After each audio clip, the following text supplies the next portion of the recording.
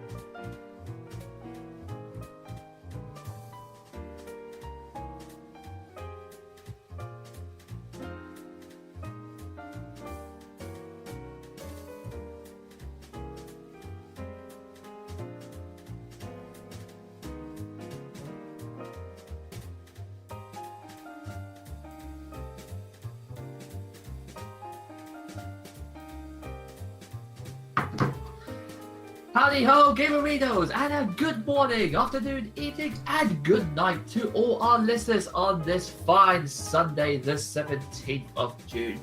My name is James, and welcome back to the Tally Ho Show. There we go. Thank you. Yes, that's right, ladies and gentlemen, we are back, and this is now episode 8, and we've got some fantastic topics to discuss today. We've also got some awesome gaming soundtracks, and of course we do have the next exciting part of the Throne of Games. Is our current king going to succeed for the second week in a row, or is his reign already coming to an end? Considering Andy is the one who's going to do the king, you know where I'm standing in this situation. But as always, ladies and gentlemen, the decision is up to you. But, as always, I am not alone, and that means handing over and introducing to my Tally co-host. Some say he holds the fourth piece of the Triforce, and that he has beaten all of the Dark Souls games perfectly without even using a controller. All we know is he's called the British Andy. Hello, good sir. How are you today? Tally ho to you. I've been very well, thank you. Been very well indeed. And no one, you. That was a secret, James, with the fourth piece of the Triforce. Now everyone knows. Yes, but considering everyone's going to come at you anyway for the Throne of Games, let's let them have that extra incentive for them to try and take you down. Fair enough. But yeah, no, I'm doing very well. Thank you very much indeed, James. Thank you. And welcome to everyone that is tuning right now to the Tally Ho Show, live on Twitch, or available to download by podcast, by SoundCloud, and or iTunes. Hopefully you're all having yourselves a very, very good Sunday, again, wherever you're listening to this live, or any day if you're listening to this podcast. And again, as what James says, this is episode 8. We are 2 more episodes away until the end of the season, of the first season of the Tally Ho Show. It's been a really good, a very good roller coaster of a journey of doing this show. Hasn't it been, James? Yes, we've learned so many new things. We learned about who's everybody's favourite. We've learned lots of different topics of what everyone discusses. And most importantly of all, we've learned that Andrew loves Superman 64. So, something you learn every single day. On that note, we're not alone on this show. We have another special guest. We have 2 guest shows and almost 2 shows. We're doing well. No, back to back, which is great. So for this episode, we have a very good friend of the show. His name is none other than he is a random genius. He is a genius of many, many things. It is none other than our good friend Ian, aka the Random Genius. Woo! Thank you very much. Pleasure to be on here today. How are you, sir? Hopefully you're having yourself a very, very good day today. Yeah, it's been quite all right. Just been sort of relaxing and prepping for today's Throne of Games, which is going to be interesting, let me tell you. It's going to be very, very interesting to say the least. So, guys, after our intro and our first topic, we do have the Throne of Games, where everyone that is listening in live can take part, and you have the power to decide which character stays or which character takes over the throne for the Throne of Games. So it's going to be very interesting stuff. Interesting stuff indeed. We're also going to be talking with Ian a little bit about himself, how he got into gaming, if he does like any certain projects at all, and then we're going to go straight into our topics, and we have some good tunes to play for you as well. So we've got a good over maybe 2 hours of good, really epic content for you to enjoy. And yeah, it's pretty much how we're going to roll today. We also have, everyone that's chatting right now in the chat room. Thank you to everyone that is chatting right now. Let's say hello to Edge, who has destroyed my apartment again. Surprise, surprise. What's a bit like now then? Huh? He seems to do that every single time. I mean, is he just got the Demolition Squad on speed dial, or is he just secretly the Kool-Aid man? Well, secretly he's the Juggernaut. That as well, but I have seen like a wrecking ball like nearby my place, and nobody's in it. And then every time I go live, it's just It moves just a little bit closer to your house. He remotely controls the wrecking ball, and all the way from the other side of Canada. Edge, I I'm going to say this now. If you do not shout out, I came in like a wrecking ball, as you knock his house down, I'm going to be extremely disappointed with you. Well then.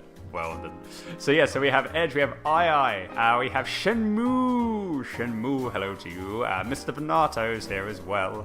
We have Ian that's chatting right now as well, the Random Genius. We also have Silent Caster. Silent Caster who says, tally ho, so much Britishness indeed. So howdy to you, sir. How are you? Hopefully you're having a great day. But yeah, no, James, I'll make you a deal. That's what Edge says. Is it a deal with the devil? Yeah, with Edge it is. Depends on who's the devil. Yeah, that's a good question. Is it Edge or is it James? Answers on the postcard. And Ian says, well, it's sure not Ellery or Leroy. Hey. with a yay for random RPG references that absolutely no one is going to get. Exactly indeed. So thank you as well to all of you that have come by and chatting. As I say, we got a jam-packed show for you as well. First of all, James, how are you doing today? Hopefully you've been well. I've been pretty damn good, actually. Just been sorting out the rest of my house, and we have just recently bought a hot tub. So, as you know, I've been spending most of my time soaking it up, and it is awesome. As well as enjoying the weather, and more importantly for myself as well, because I'm a huge football fan, the World Cup has begun.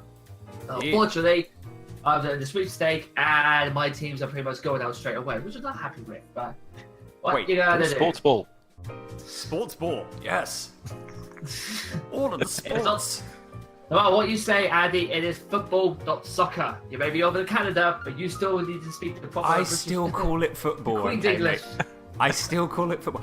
There are two words that I still call from being back in Blighty. Football, because that's correct. You kick a ball with your foot, not carry a ball, which doesn't look like a ball.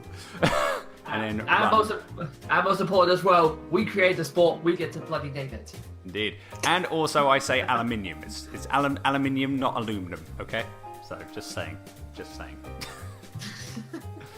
Also, I'm totally not jealous of you having a hot tub. I'm quite happy to rub that in your face, Andy. But then again, you had the hot weather yesterday, and we had it almost raining or really, really cloudy, so... torrential rainstorms is not really a good hot tub weather. Not unless you hide underneath. It's a good point. Just hide under the water and the rain doesn't hit you. If I'm already wet, then I cannot possibly get any wetter. Exactly. If you're gonna get soaked, at least let it be on your own terms. Indeed. Also, quickly, I forgot to mention, James. You said to me yesterday when you were sweepstakes for the World Cup, you had Serbia and Switzerland, right? Yep. Serbia and those neutral bloody people. The Swiss. So I think, if I recall, Serbia beat Costa Rica 1-0. I know! I'm so happy about that. And then I realised what the next game is. Well, yes. It's Switzerland versus Brazil. I am no way in hell going to win that one. Well, you never know. Never know. Weirder things have happened in the World Cup. Very good point, especially yesterday with Iceland and Argentina. Yes, indeed. That was certainly a turn up for the books. Indeed. So hopefully the Swiss will get into the knockout stages and, get all the way through and possibly win the World Cup. I would have been mad if that happened. More than likely, what's going to happen is the Swiss will take a neutral side to it, and because of that, the Italians will change sides halfway through. Even though they're not in the World Cup. They'll find a way. Edge quickly says, I'll pay the bill for wrecking Andy's house whenever I come on and throw in a bottle of Canadian beer for you. Okay, fine. So if Edge comes on the show sometime in the future, then he'll stop destroying my place. We need to talk. For at least those 3 hours, because you don't know what's going to happen after that. Indeed. And Shemu says, you sir it with a sock. Oh yeah, soccer. You sir it with a sock. I get it. Funny. He doesn't really. Oh, good. Stop getting into my head. Anyway, I'm in everyone's head. Yes. In case Jesus Christ, that's evil. In I like case, it. and with that, in case you wanted to know exactly who did our voice clips, for the jingles that we do, Mr. Ian is the voice. Yes. Yeah, that makes more sense now.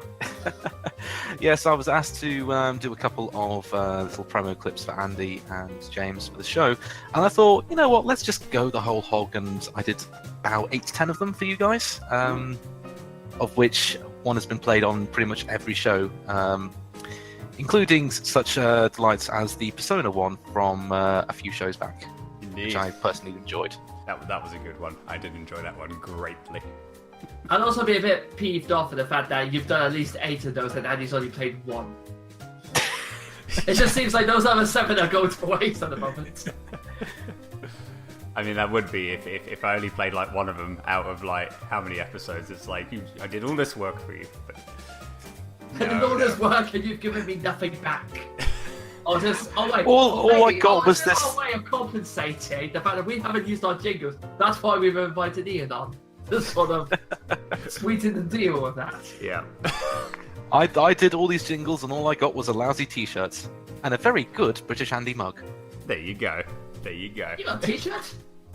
You're doing this for 8 episodes. Nothing. Yeah. That's what you get for being a host on the show, James. Where's my British Andy mug though? You give to the viewers. You don't take. Also, if you want to be a mug, you got to win it. Okay. Anyway. So yes. Anyway, let us go into our little introduction and talk. Let's get to know a little bit about you, Ian. So for everyone that's listening in, either live or in the podcast, tell us a bit about yourself. How you got into games? What's your most favorite game? What's your least favorite game? And are you doing any like specific projects that you're doing as of right now, or you want to do in the future? Sure. Sorry. So yes, I am TheRandomGenius. I also go by TA Black, and I'm often seen and stroke heard over on Last Minute Continue, which is the site that friend of the show Kev does, and he's been on the show 4 or 5 episodes ago. It was episode 3. Yeah, it was actually. I think it was 5th. I think it was the 4th episode. 5 episodes. Yeah. So yes, I do a lot of stuff for his channel and his streams and such, and yeah, started sort of getting into video games at a fairly early age. Sort of being sort of fairly young, sort of around the time of the video game TV shows. I used to watch a ton of the Super Mario Brothers Super Show and Sat AM Sonic when I was small, and I mean really small. So that sort of imprinted on me when I was young, and then it was sort of first actual games console proper that I owned was a Game Boy given to me by my parents on Christmas, and I always remember the 3 games I played on it: Super Mario Land, which is, of course, the first Mario game on the Game Boy. Very archaic now, but at the time it was fairly archaic. Tetris, of course, everyone's favourite puzzle game. And something that probably influenced my gaming tastes for probably up until this day, Battletoads. Ah, yes. Good old Battletoads for the Game Boy. Oh, boy. Yes. I haven't played Battletoads on the Game Boy, actually. It was the version which was basically the Game Boy port of the NES game. So, Turbo Tunnel, everyone. Oh. And then, yeah, so those were the first 3 games I ever played. And as time went on, I got more into the Nintendo franchise. So, the Zelda, I'm a particular fan of. Then there's Metroid, which I got into fairly late on, but still loved all the Mario games. And then I started sort of looking into different things. And then I think the thing that really influenced my gaming gaming tastes was Final Fantasy IX. Okay. And if you know me at all, which a few people in the chat know me, is that Final Fantasy IX pretty much dictated my absolute love of role-playing games. So playing that sort of just opened up this whole world of games for me, and since then I've been a huge advocate for RPGs. You must be looking forward to the Final Fantasy VII remakes then. I'm interested by it. It's going to be different, but yeah, it's certainly going to be an interesting one. And as you can no doubt tell from the avatar that's currently showing on screen, I'm a bit of a Persona fan. Just a little. You don't say. So much so that he has an icon of him as a Persona character. In the Persona style, I should say. Indeed. Persona character was the old one. Yeah. Ein says quickly, well, we all know what E3 game Ian's interested in, and Shenmue goes, FIFA? Go Sport Ball! Go team. Go red team. Beat that purple team. Yes. Yeah. Did you see that ludicrous display last night? Oh, I know. Which one? All of them. You do realize some of these people on the show are probably trying to escape this World Cup by going into hearing us where we're discussing currently the World Cup. But if we're talking about World Cup video games, then we're going all meta. Oh yeah, True. That is true. that was a previous episode, wasn't there? Where you talked about sports games, didn't we? We did. And we're going to talk about right now FIFA World Cup 2014, the game. Anyway. Sorry, Ian. Please continue. That was pretty much it, really. That's just yeah, no, that's it. That's all I got. All you got. You've killed the discussion, Andy. I've You've killed the discussion. As I do all the time. Not as in simple, just killed it. This is as in clean shave and just decapitated it. Thanks, guys. Welcome. Is there any things that you're doing, like projects that you want to get in? Are you doing like streaming, reviews, or something? As mentioned before, I help out with the Last Minute Continue streams, which are 8:30 GMT, BST on Sundays. I'm one of the aforementioned crew, so I get involved in various multiplayer stuff and co-coms and such. And as some people in the chat may know who have been on LMC, I am what is known as often known as the Quip King, due to my higher than average dominance of Quiplash. Indeed. If you play a game of Quiplash with Mr. Ian here, no contest. He'll just destroy you multiple times because of his wittiness, and or it's a case of you see a witty answer and a not so witty answer. You're like, the witty answer's Ian. I'm going for this one, and then you find out the not so witty answer is actually Ian. He just It's knows. gone to the stage where I just double bluff everyone. Yeah, you do. It's just Ian's I give him a run for his money. Yeah, you're usually the one we that have a challenge. Ian usually gives Ian a run for his money when it comes to being the Quip King. He usually takes it, and then Ian just takes it back again. And I just sort of sniped at the end, and everyone just sort of face palms when the inevitable mention comes up. Indeed. But it's all enjoyable. And Ian just wiping it off everyone, just going, what's the matter with you? That belongs to me. Yeah. Property of the random genius, do not steal. Yeah. And so, Shenmue says next was showing Kiwami 2 getting the players GR. Oh, okay. Yes, Mr. Goro Majima. Goro Majima, indeed. A legend.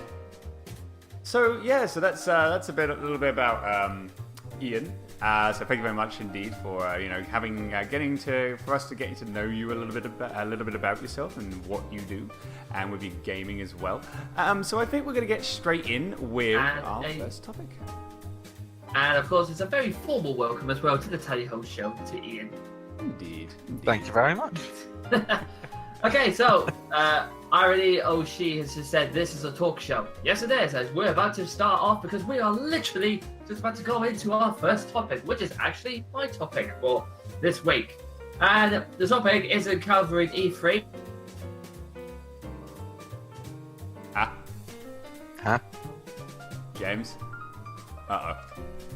I think we've lost James. I think we've lost him again.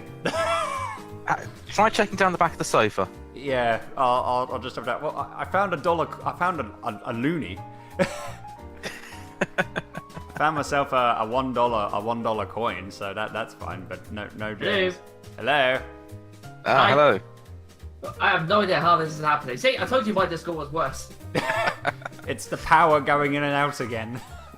It must be. That's It not always seems to it always seems to happen every time we do a show. Your power goes. When we're like talking normally, it's like nothing happens. It's like your power doesn't like the show or something. It's All like those times that I've made fun of Twitch, and now they're having a go at me for it. Now they're taking their revenge. It's like your computer's going, right, okay, this is nice and normal. You're going to do something critically important on the internet. Shut down everything.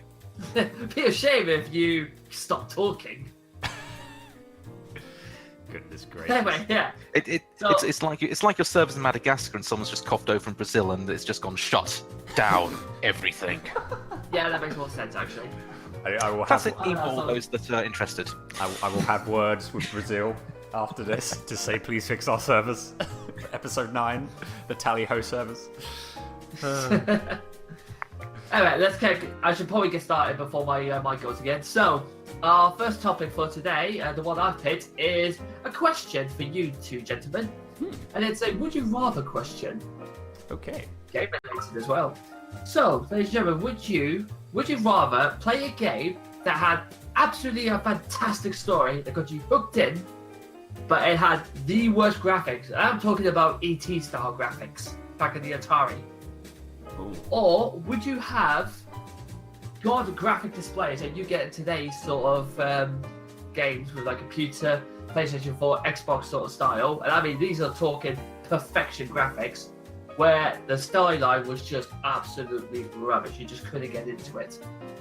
So what would you prefer? A game with great story but shoddy graphics, or with godlike graphic display but a bad storyline? And because it is we have a brand new guest, I'm going to open the floor to you, Ian. So you can start us off. So what do you believe? It's an interesting discussion there regarding sort of the whole difference between graphics and storyline. For my opinion, it has to be the story. Story takes precedence over everything else. Basically, you've just got... If it doesn't have a good enough story to engage me, then I'm sorry, it could be absolutely fantastic. It could be the best looking thing on the systems. If it doesn't engage me in a story, then I'm sorry, I'm not going to be interested. It has to be a good solid story, really sort of good grounding of the characters, or just generally just be really sort of enjoyable. And if the graphics are bad, then the graphics are bad. I mean, heck, that's what all the sort of the big games sort of way back in the SNES area were like. Sort of the graphics weren't brilliant, but you could but some of the games, you understood the stories, you got into them, they actually managed to tell something deep. So it's just a case of you can live with bad graphics, you can't live with a bad story. Yeah, I think that's the same, because it seems like a lot of companies now are pretty much remastering old like PlayStation 1 and Xbox games and old Nintendo games, but to do up the graphics, because they knew then the graphics may have been awful, but the fact that it was a great story, it was just great gameplay itself, that it sold millions, and that's why people called it in. There's been a couple of games that have come out recently that have just like the graphics have just been brilliant, but at the same time you just couldn't get into them as much as you wanted to. Yes, that is certainly the problem with a couple of games, is that they have just gone, in my opinion, they've gone more towards the graphic side of things than the actual plotting, and you lose some of that if you go too far. But yes, it is sort of one of these things that I sort of go, well, ideally you want the best of both worlds, but if you don't have a good enough story to keep people interested, then why are you playing the game?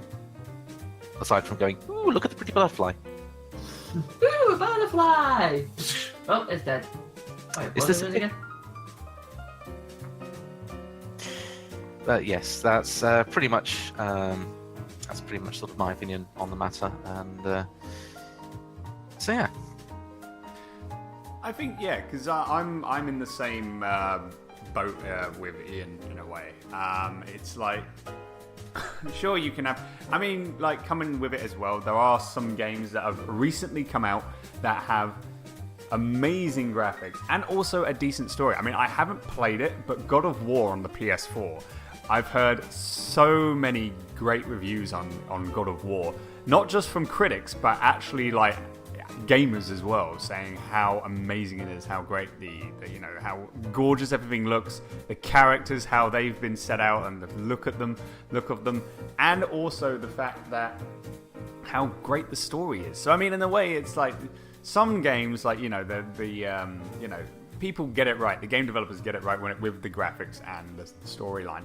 But yeah, as you say, there are some times where you have a game that has like such amazing detail, but the story was just it's lazy, like to some extent. And other things as well. The story is absolutely tremendous, but the graphics aren't like not very dated, so to say. For me personally, as I say, I'm in the same boat as Ian. I would prefer honestly a good storyline rather than amazing graphics. I mean, it's like, sometimes with games, yeah, they're not going to be the greatest look-wise, but it's like if you can get past that by saying, if you look at a game and the first thing you notice is the graphics, and you think to yourself, well, I'm not going to buy that. Look, it's just garbage. And then it's like, well, you can't just assume that a game with not very good looks wise with like the graphics and everything and the detail, you can't just assume that is a bad game. You should at least like give it a go, see how it is, like with like the controls, the storyline, how it feels, just get the feel of everything what the game like has to offer. Then put in your 2 cents, because you can say, yeah, okay, the look of it, the whole surrounding of it, it's not the best, but hey, I enjoyed it, and I was actually like, I had some feelings towards the characters in a way, I had some emotions towards that, and that, that's what I feel like video games do well with when it comes to a story. If you have a really good storyline and you have really good characters that people can like or not like, you've got to win when it comes to those games. Yeah, No. Sorry, mate. Go ahead. I was going to say that Edge has raised a really good point regarding Final Fantasy 13. Was sort of designed for PS3 and 360, sort of built up from that, and it was graphically wonderful at the time. Absolutely looked the part. The story, however, definitely left a lot to be desired. That was actually one of my examples of good graphics, bad story. Final Fantasy 13. That's a thing. Oh, as I like to call it, Corridor Walking Simulator 2006. Amazing. Ironically, I guarantee someone has probably created that called the Corridor Walking Simulator. And if you have, please, if someone knows that that's been created, please post it. It's probably on Steam somewhere. You could just go on. I want to see this. I want to see how good it is. Go on Steam, type in Corridor Simulator. I'm sure it's there. Probably made by the people that made Totally Accurate Simulator or something like that. Simulator. You too can create your own simulator game using this simulator engine. Exactly. See. Simulation. Game of the century. Shenmue says Final Fantasy VI is the best Final Fantasy, much better than Final Fantasy 15. Is that regarding with like the story, Shenmue, or like? Feel free to let us know on that. By the way, guys, in the chat, feel free to let us know what you prefer. Do you prefer games that have really good graphics but bad storyline, or do you prefer a game that has an amazing storyline but like not the best graphics? Wait, is there any particular game that stands out for you? The fact that Because I've got one, and I don't know, it might be a bit controversial. I've got one that sort of squarely sits with good graphics, but bad story that isn't Final Fantasy. And I'm going to get a lot of hate for saying this. And it's Star Fox Adventures. I just cannot get into that game. I've completed it, but the story is just... What is the story? The graphics are absolutely superb. I mean, for the GameCube, it was phenomenal. Especially the water effects and such, but I just couldn't get into the story. The story just killed it for me. That's where I'm going to interrupt and say you're wrong.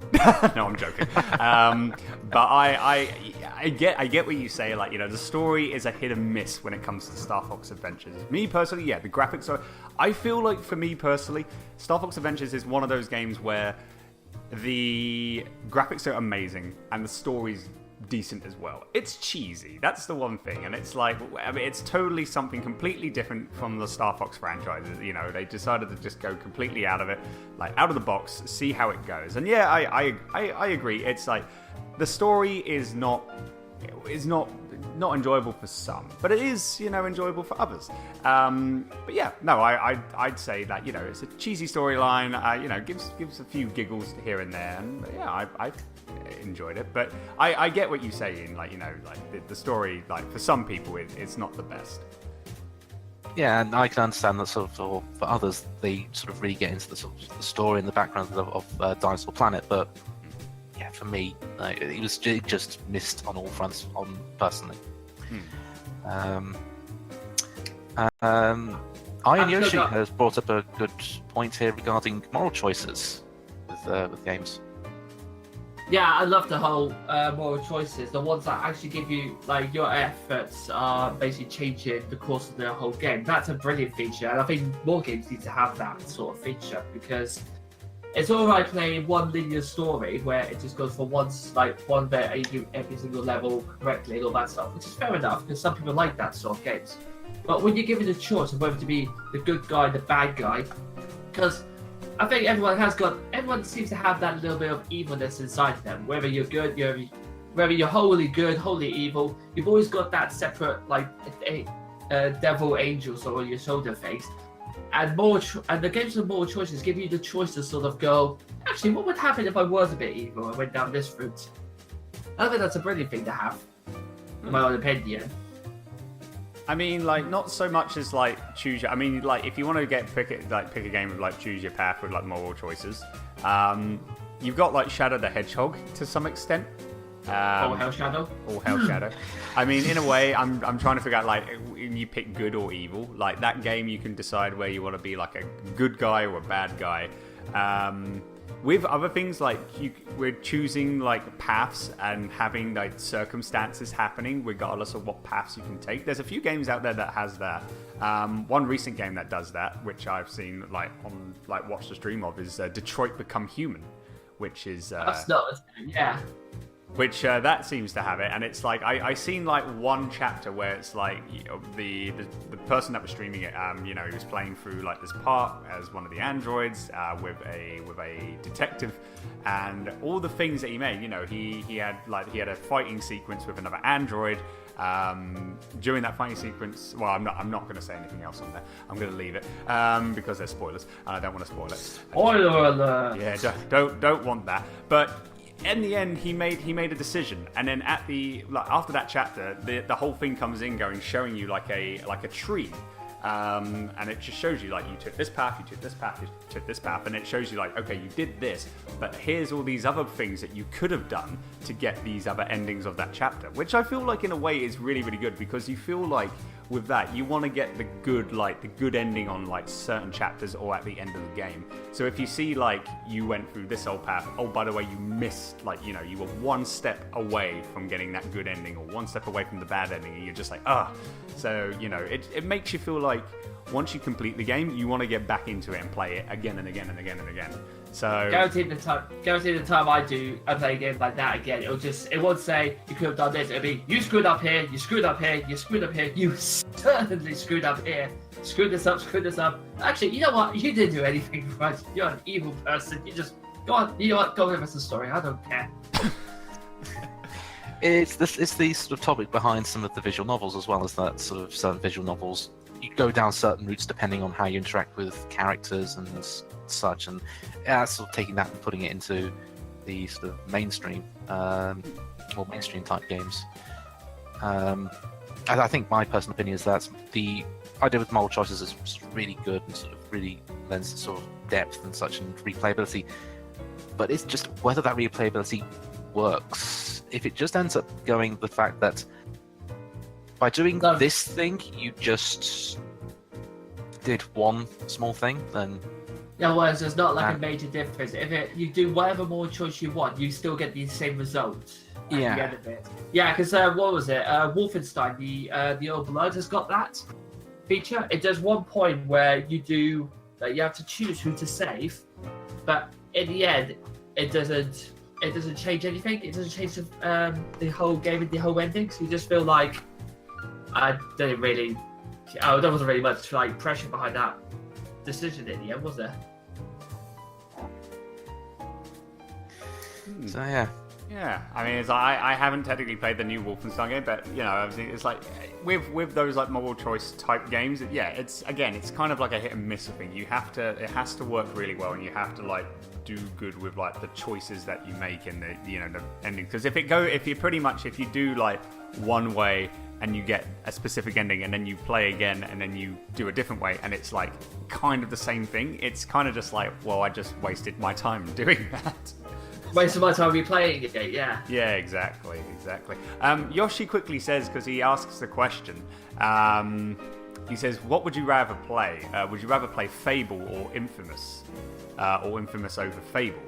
I'm guessing, like, I think I've played the original Infamous and a couple of, like, the Fable game, the old Fable games. Guys, let's go for this. Like for something with like graphics and story wise between like Fable and Infamous, we'll just say this quickly. What would you prefer? Like Fable, hands down. Fable for you? Fable hands down. Never played Infamous, so it has to be Fable by default. I can't say I prefer a game if I've never played it. No, that's understandable. I played Infamous Second Son. But I got through it so quickly, I didn't realise that it had finished by the end of it. I just got to the end, I thought, wait, that's the end? What the hell play was that? I finished the tutorial. Wait, why are there words scrolling up now? Yeah, honestly, it honestly felt like that. That I've just finished like a tutorial or finished like half of the mission. I thought, okay, so we're on to the second half of the mission. And the credits are rolling. Oh. I didn't really get into it as much, but Fable, because it was one of the first PC games I played, and it just got me hooked straight into it. And it took you ages and ages. It took you time more traveling, but at the same time, I preferred it a hell of a lot more than Infamous, especially out of the two. It had definitely a Fable. The lasting memory I have of Fable 3 is the fact that you could make declarations as the king whilst wearing a chicken costume. That was awesome. Queen, I should say. You are literally the Chicken King. Yes, and that's my only memory of the game. Fable was okay, but not really that good in my opinion. It was a nice time filler, but it wasn't much else in my opinion. But the multiple choices as well were actually part of Fable, the main thing, because near the end of it was a case of you had to decide whether you would get the money, I think, to save your country, but then break some of your promises you made, or keep the promises you made, but probably end up with a lot of dead people. You see, at that point in the game, I was a property magnate and who controlled the entire kingdom, so money wasn't the problem. And that's the thing with these kind of things, is that sort of they present you with these choices, but it's the case of, well, if you really want to make these choices, then how come there are all these workarounds? If you want to sort of primarily say, do you want to be good or bad, or just go, well, you could sort of plough all the money towards civic projects and not towards the army, or I could use my enormous wealth in order to maintain the funds and keep everyone happy and keep everyone sort of nice and happy and no one died, and then I get to be the Chicken King.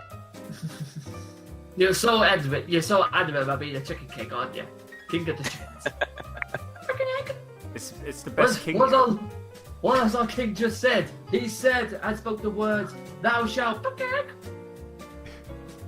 He said 3 eggs for everyone. He's got my vote. Free Yeah. chicken coop for everyone. For me, Chicken King. For me, I would have to go with Fable. I mean, Infamous, it's a good game. It has a good story. I've only played the first Infamous, so apparently, as what Yoshi says, original Infamous compared to Second Son, in my opinion, story-wise, is longer. But I've only played the original Infamous. It was okay, but I would prefer Fable because the story's really, really good for what it is, and also I've only played what game? I think I've only played like the second one. So, but again, I enjoyed that. Really good storyline. Really nice graphics as well. So yeah, for me, it would have to be Fable over Infamous on that, for sure. And then Ein says, "I raise you one with Dragon Age Inquisition." Again, not played it, so no opinion. Yeah. And he said, to be fair, Ian once praised the chicken god. You do not annoy the gods of the chicken, or when Colonel Sanders comes down and haunts your dreams. Oh dear me. Yes. Yes. More role-playing shenanigans. Indeed. Gotta love them role-playing shenanigans. They're the best kind of shenanigans. Okay, so... Okay. After you, James. Yeah. I think if you guys are happy, I'm more than happy to go to a conclusion now, if you'd like. Yeah, sounds good. Let's do our conclusion. Okay then, so the question we had at the beginning was, would you rather play a game with great story but shoddy graphics, or would you rather play a game with god graphic displays but a bad storyline? Even though I've got kind of an idea how this is going to end, but sod it, let's go for it. So Andy, what will you choose? For me, definitely it has to be a good storyline. I don't really care about the graphics, as long as there is a story that I can get into, that I can feel emotionally for, and just works well, and just blends in good with the controlling and the style of everything. That's a win for me. So I'd prefer a story rather than graphics. Excellent. So we got one for great story, shoddy graphics, and Ian, yourself? I agree with Andy. It has to be the story over the graphics, in my opinion. It may look absolutely fantastic, but if it doesn't have something to keep the player interested or to keep me engaged in the story, then all it's going to be is either going to be a time waste, or I'm just not going to be as engaged as something else which has a really strong story, something that keeps me wanting to play this more and more and more, and actually get invested in the characters. That makes sense, and yeah, as well as me, mate, guys, it's going to be a great story over graphics any day. You can have fantastic graphics, but if you can't play it, it's like Ian's just said, if you've got a bad story, no one's going to want to play it. So there we are, guys. That was our first topic completed. So I don't know about you guys, but I feel like lots of our viewers would like to listen to some fantastic gaming music. What do you say? I think that's a great idea. Oh. And Okay. Well, okay, it's a tied vote, so how are we going to do this? Simple. It's my watch, so I'll say it. We'll go I defer to Andy's judgment. Well, okay, what we're going to do is, because we're tight, we need to form a coalition, Ian. Oh, no, we have one of those. You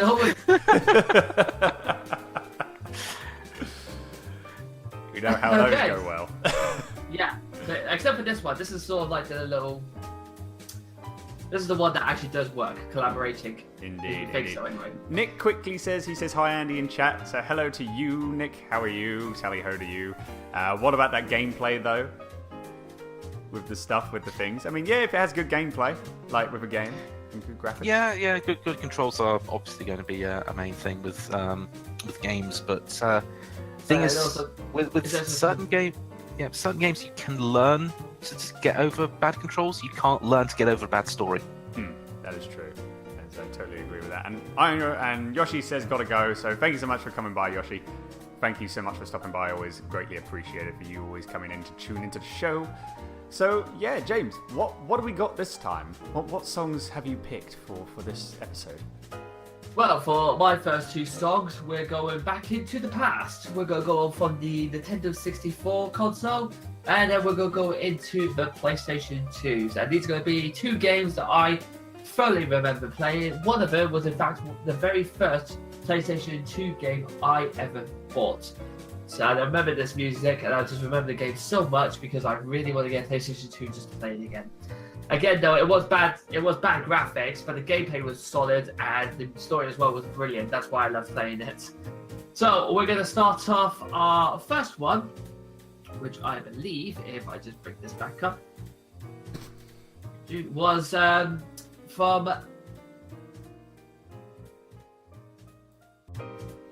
Oh. I think we've lost James again. Okay. So computer's like saying, no, we're not going to find out what music you played. Yeah, pretty much.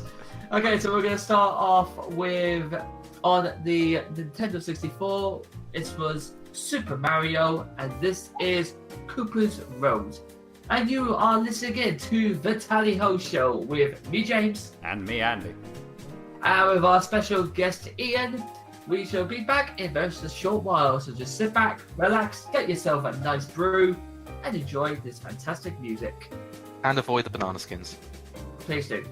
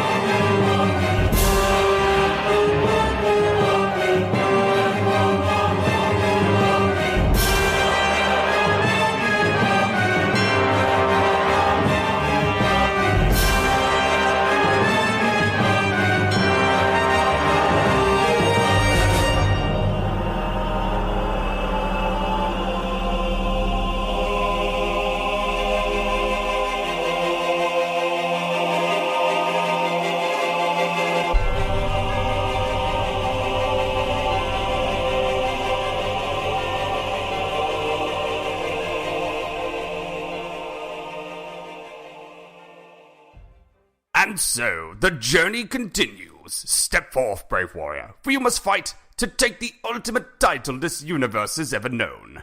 King or Queen of the Throne of Games.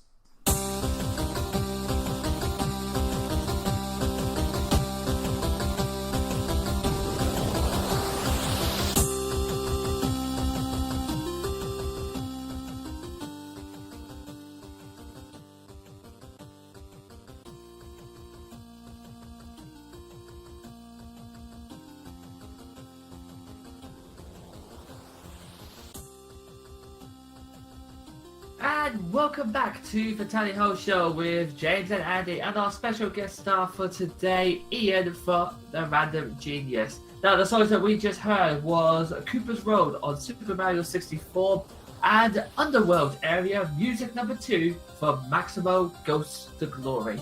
Now, as you can tell from the music, ladies and gentlemen, it is that time again. It is time for the next Throne of Games. Now, for those of you who have never heard of this before, you're probably wondering what's going on.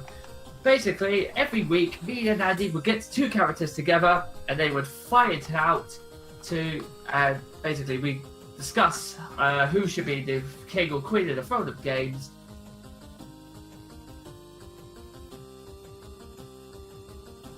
He's gone again. I insert elevator music here. Do do do do do do do do do do do do do. Hello. There we go. You're I back. hate this. Why is it doing this? I don't understand. Why It's does your, this it's come your up like this? computer. Let's just blame your computer and your internet. Actually, Oh blame my your God. house. Excuse me, I am not blaming the house at all. Thank you very much. Okay. Perhaps okay. it just needs edge crashing through it. Yeah, that's it. We need Edge crashing through the house, and then everything will work. Wink, wink, nudge, nudge, Edge. Still, you gotta break his house then, Edge. Uh, Anyway, so yeah, the Throne of Games then. So, if you were listening in on last week's show, Diddy Kong took the crown away from Fox McCloud. So Andy is now going to be holding on for Diddy Kong. However, because we have a special guest star, our guest will be the one who introduces the next competitor. So, Ian, please tell us who was taking on Diddy Kong tonight for the Throne of Games. My esteemed judge, ladies and gentlemen of the jury, I give to you the one true owner of the Throne of Games, the perfect prosecutor, Miles Edgeworth. Woo! I have a Phoenix Wright character at last! And Andy is in stunned silence. But will he take the throne from the legendary chimpanzee Kong known as Diddy Kong? Yes, he will. We'll see about that. So then, Ian, what about Miles Edgeworth? Tell us a little bit about Miles him. Edgeworth should be on the Game of Thrones, and then we'll have Andy come back saying why he shouldn't, and then we move on to Andy's side, who then does the exact same. Then they'll have a minute to basically get their own ideas in to try and sweeten the deal. Oh, Andy's also going to talk about how great Miles is. Oh, that's brilliant. Huh? No. About Diddy Kong, yes, but Iron goes, objection. Yes. There's going to be a lot of like objections and hold it and take that in this episode. Well, let me dive into my investigation record, and I will tell you all about Miles Edgeworth, if you do not mind. The floor is yours, Mr. Ian. So, for those who are perhaps not aware of the Ace Attorney games, Miles Edgeworth is one of the core characters of the series. He is initially introduced as the main antagonist of the first game, but later evolved into a really strong, well-rounded character with his own sort of motives and ideals, backgrounds, and everything else, and that just adds more and more layers to the character. You may be thinking why I'm not going for Phoenix Wright, who is obviously the star of the series, and it's basically the case of, as per gaming canon, Phoenix Wright wants to be Galactus. go, I think Phoenix Wright facing against Diddy would just be too much overkill, so I'm thinking I might as well give the monkey a chance. Also, Miles is a much more interesting character in my opinion. But basically, Miles Edgeworth is this prosecutor who gives himself out as this aura of coolness, of sort of perfection. Everything has to be immaculate. And once sort of Phoenix Wright sort of re-enters his life due to the fact that they were school friends, things sort of start changing for the better in his life. He sort of starts to see the truth in everything, rather than sort of just being perfect and sort of perfect all the time. And that carries on throughout the initial trilogy of games. That's the Phoenix Wright State's Attorney, Justice for All, and Trials and Tribulations. And that evolution just makes him so much of a more well-rounded character, sort of so much sort of depth and nuances to his character. And the fact that he is also got a killer sense of humor. He's sort of very sort of snarky and sort of very sort of is all very snarky, very sort of good sense of humor, and sort of very sort of dry wit. And it's a sort of reason why he's often portrayed as very sort of British, what with his cups of tea and everything. He's he's surrounded by these cast of so many different people, but he's always one of the ones that's always sort of been a firm fan favorite, and he's just sort of very sort of relatable. Sort of the whole sort of thing of everything has to be sort of you thinking that everything has to be perfect, and if it's not perfect, then it's not good enough. And instead, no, it's just sort of finding the sort of being the best of yourself. That's the main thing, and that's a really strong motive to get away from his character arc. He's also much like everyone has his secret sort of nerdy obsessions. For example, being a huge fan of the Steel Samurai, which is this kid's sort of Power Rangers-esque sort of TV show, where he is just this case of yes, this is a kids show. I am totally not got a model of the Silver Samurai in my office, and I don't have tickets to see his show. And no, that is not his music on ringtone on my phone. And it's sort of that kind of background thing that sort of really sort of grounds the character, sort of makes him very sort of relatable, and also sort of makes him sort of a lot more enjoyable as well. So there's so much about him that's so varied, so sort of interesting, and also he uses logic to defeat his enemies. Very few games do that. The only other characters are, of course, Phoenix Wright and Professor Layton. There's just sort of something interesting about just using logic to beat foes rather than just hitting them with a hammer or jumping on them or blowing them up with 15 tons of C4. And that sort of really sort of makes it a lot more of an interesting character. Okay, so that's a good start from Miles Edgeworth from in there. Andy, do you have a rebuttal? I have maybe one thing to talk about Mr. Edgeworth. I mean, yeah, he is a great prosecutor, attorney. Me getting into, let's say, the Phoenix Wright games, I've always considered him like, one of the like kind of like it's like Miles Edgeworth with how he goes into the courtroom and stuff. It can be like a little bit edgy and a little bit tricky as well, especially when you're up against him. It's funny though that when you first when the game introduces Miles in the first game, you kind of feel like he's badass and cool, and he'll get the job done like regardless, and he's like never lost a case at all, and he just does things well with his job.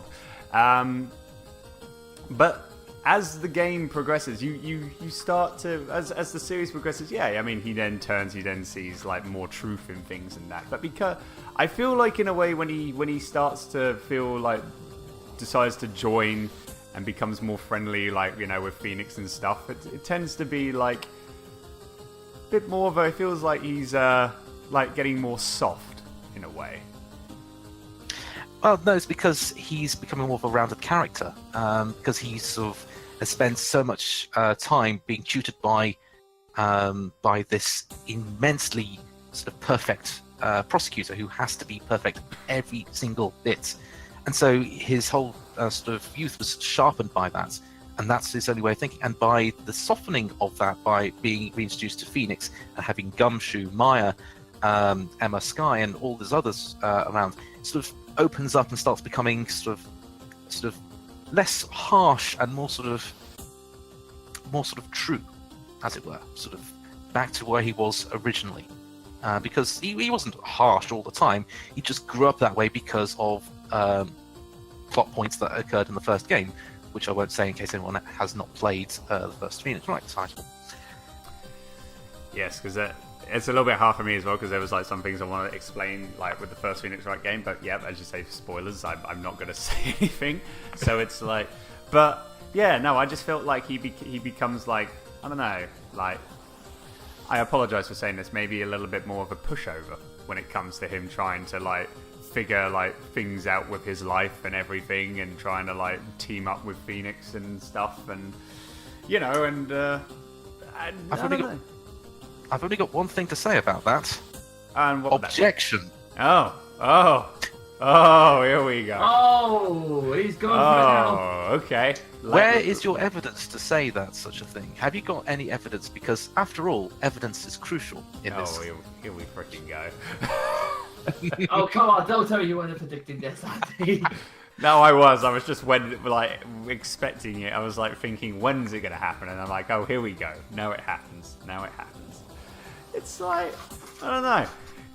I'm trying to remember, because it's been a while since I played like the Phoenix Wright games, because I feel like we're being like a pushover and stuff. Like, you know, you first see him as like being like a badass and everything, and like, you know, oh, so edgy, and oh, am I actually going to defeat him? And then you do, and then like as the game progresses, you know, he then starts to like gets more like, you know, he doesn't show like him like be like him liking like the like Phoenix and the other guy and the other characters as well, but he does to some extent. But isn't it in one of the later games, I think, when he, you know, even though he has to, there's like one case that Phoenix and Miles have to face off again, but it's like Miles knows that his person that he's, you know, prosecuting, it's, you know, what he's doing is wrong, but he has to do it anyway because it's his job. Wrong way. That's because he's sort of now moved away from sort of, I have to prosecute because I have to, because I want to be perfect. I can see everyone as evil. It's more a case of, I want to prosecute because I want to see the truth. I want to see precisely what has happened in this situation. And it's one of the major plot points of the second game is that idea. And I'm not going to say any more because spoilers for second game otherwise, but it is just sort of that logic and that sort of tenacity. It's just a case of, I don't care if I win or lose. I want to know the truth. And that's the important thing in the Phoenix Wright universe, is that the truth will out. And that becomes a big thing later on in other games. But yeah, that's the whole reason why. And Edgeworth will sometimes know that this is not right, but he will do it anyway because he wants justice to be done correctly. And he wants to be sure that the right person is done, rather than just being, oh, the defendant did it because he's the defendant. Also, I'm just going to go on the limb and say this, but Miles Edgeworth had more character development in one game than Diddy Kong has in his entire career. Getting the burns in early, I see. You had your chance last week, or last episode. All right, James. Hey, I just said them as a season. Okay, fair enough. Well, that's I'm finished. I'm finished with my my cons for Miles Edgeworth. Okay, then, so the prosecution rests. Well, not just yet. We still have the rest of the trial to go through. And speaking of the next part of the trial, it's now time for the defence's request of the King Diddy Kong. So, Andy, tell us, why should Diddy Kong remain as our king of the Throne of Games? Well, first of all, I just want to say a big hello to Abigail, aka Gondor, who just popped into the chat. Hello, Tally-ho, how are you? And a 9 says, Andy, this is what you get for upsetting things with Diddy Kong. I'm not upsetting things with Diddy Kong. Here's my take of the greatest Kong around. And I honestly think, because Diddy Kong is actually one of my favourite characters on the Donkey Kong franchise. I'm just going to say that now. So Donkey Kong got introduced to our lives. His first game was, of course, Donkey Kong Country in 1994. And, and just the way he was played with the, in the game and, teaming up with Donkey Kong was just, it was like really awesome to see and very enjoyable. So much so that, Diddy Kong was immensely popular when Donkey Kong Country came out, that he had his own, his own standalone game, so to say, but teaming up with one of the other fellow Kongs with Donkey Kong Country 2. And since then, he's been a part of many other things. He has his own racing game as well, Diddy Kong Racing. Objection. Whoa, hold on, sorry. You get your turn in a little bit, Ian. Oh my god, I actually get to be a judge, yes! Order the court. Wait, so if this is a Phoenix Wright Star thing, are we going to be doing this for 3 days? Is this what it is? This is No, a 3-day surprisingly, thing? this is the first. No, this is luckily the first. This is the first trial, which only lasts a couple of minutes. So. Okay, fair enough. Ed says objection. Lanky Kong is best Kong. Okay, that's your opinion. Lanky Kong is cool. I do like Lanky Kong, but Diddy Kong is much cooler. He has his own racing game, Diddy Kong Racing. It's like, you've moved up in the world of the gaming universe when you have your own karting game, for goodness sake. It's all about Diddy Kong. It doesn't have any of the other Kongs, it just has Diddy. If they added Donkey Kong to it, okay, yeah, fine. And it's like, yeah, because, Donkey Kong and everything. But no, Diddy has his own game. And the other things as well with Donkey Kong 64, you get to see more of a character development. You get to see more of the character of how Diddy Kong is with his life. He rocks out with a guitar. He has a freaking, barrel jetpack. He has freaking twin pistols that shoots peanuts out. It's like, no one can do that. No one can do that other than Diddy Kong. And, he's been in Smash as well. And he's being in the Subspace Emissary. Most of the time, yeah, he's like the leader of that with his little team, consisting of Fox and Falco when it came to that part.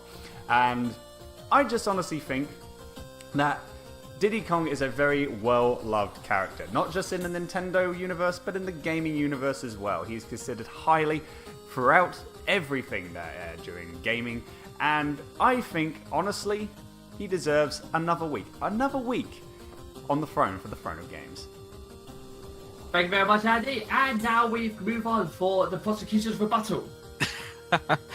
Well, where to start with that? Well, I think I'll start with the first comment that you made regarding his solo game. You do realise that it wasn't originally made for him.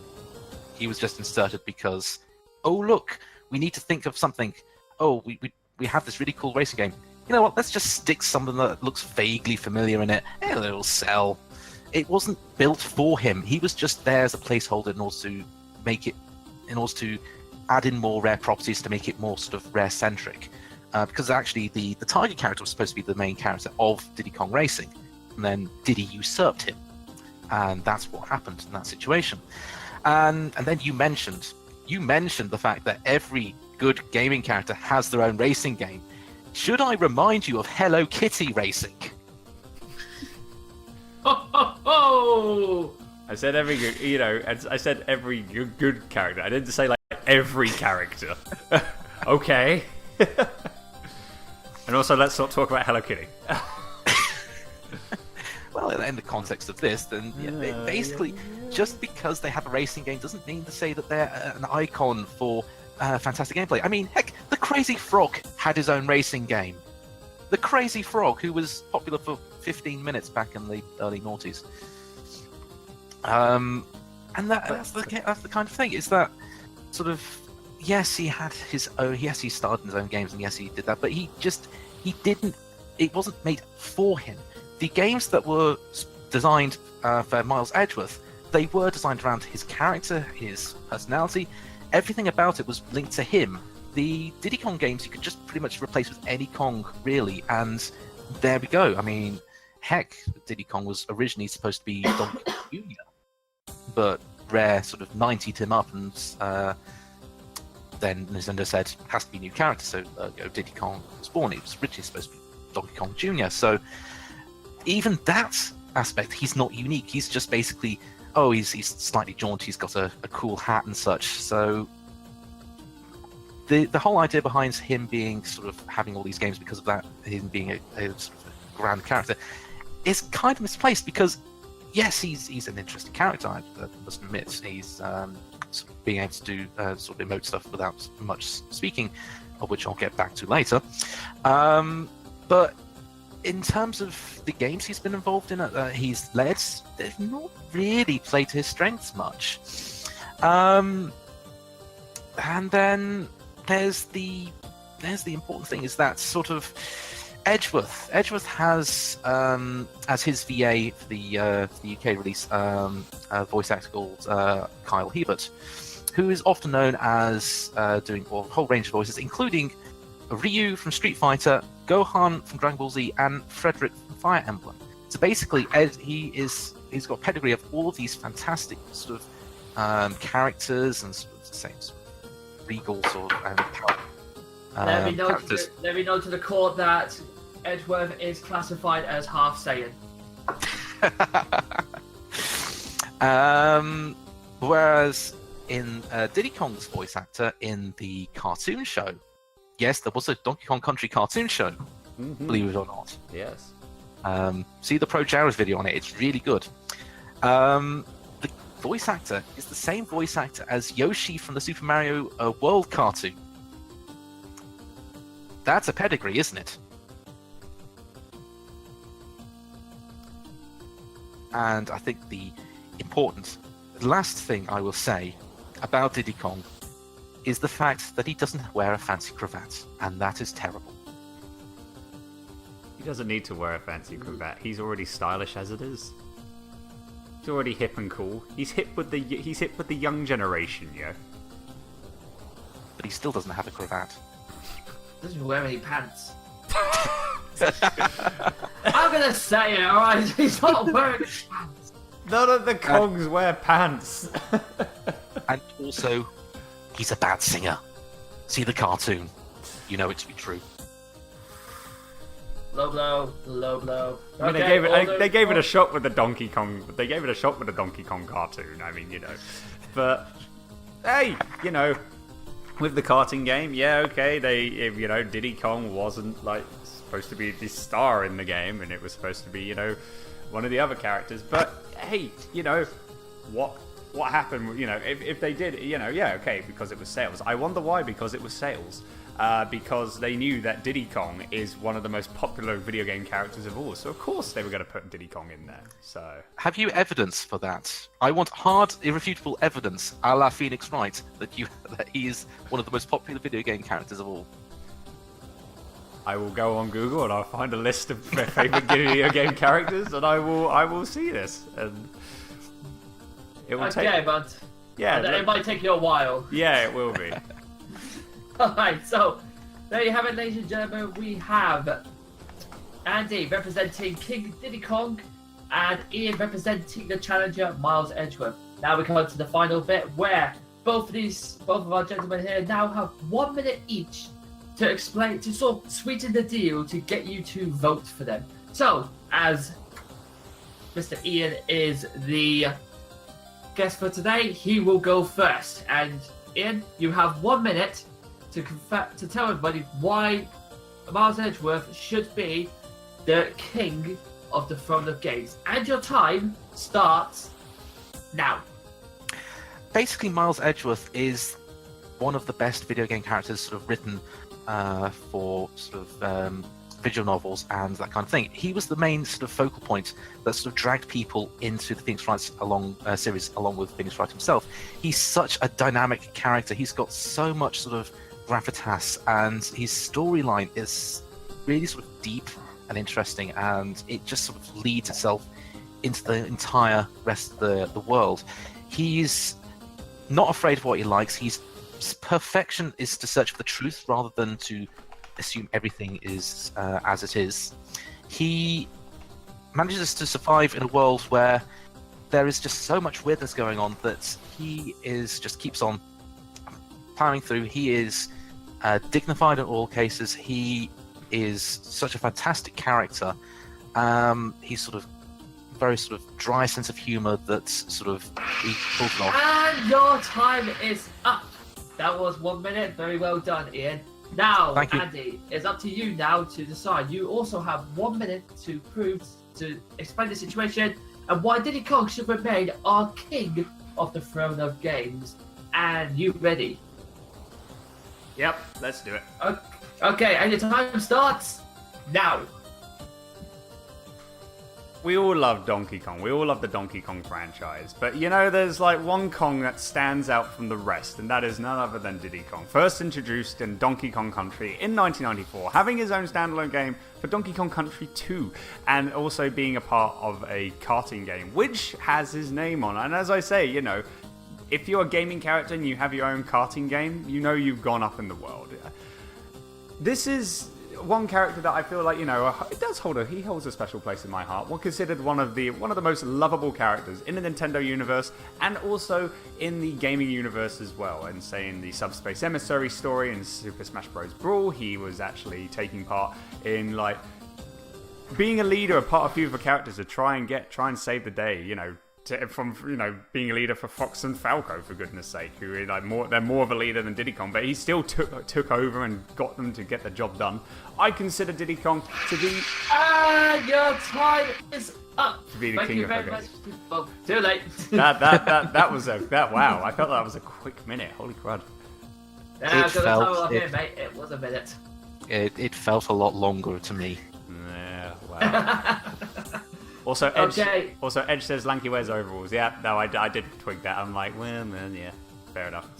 Lanky's the exception. Everyone else doesn't wear pants.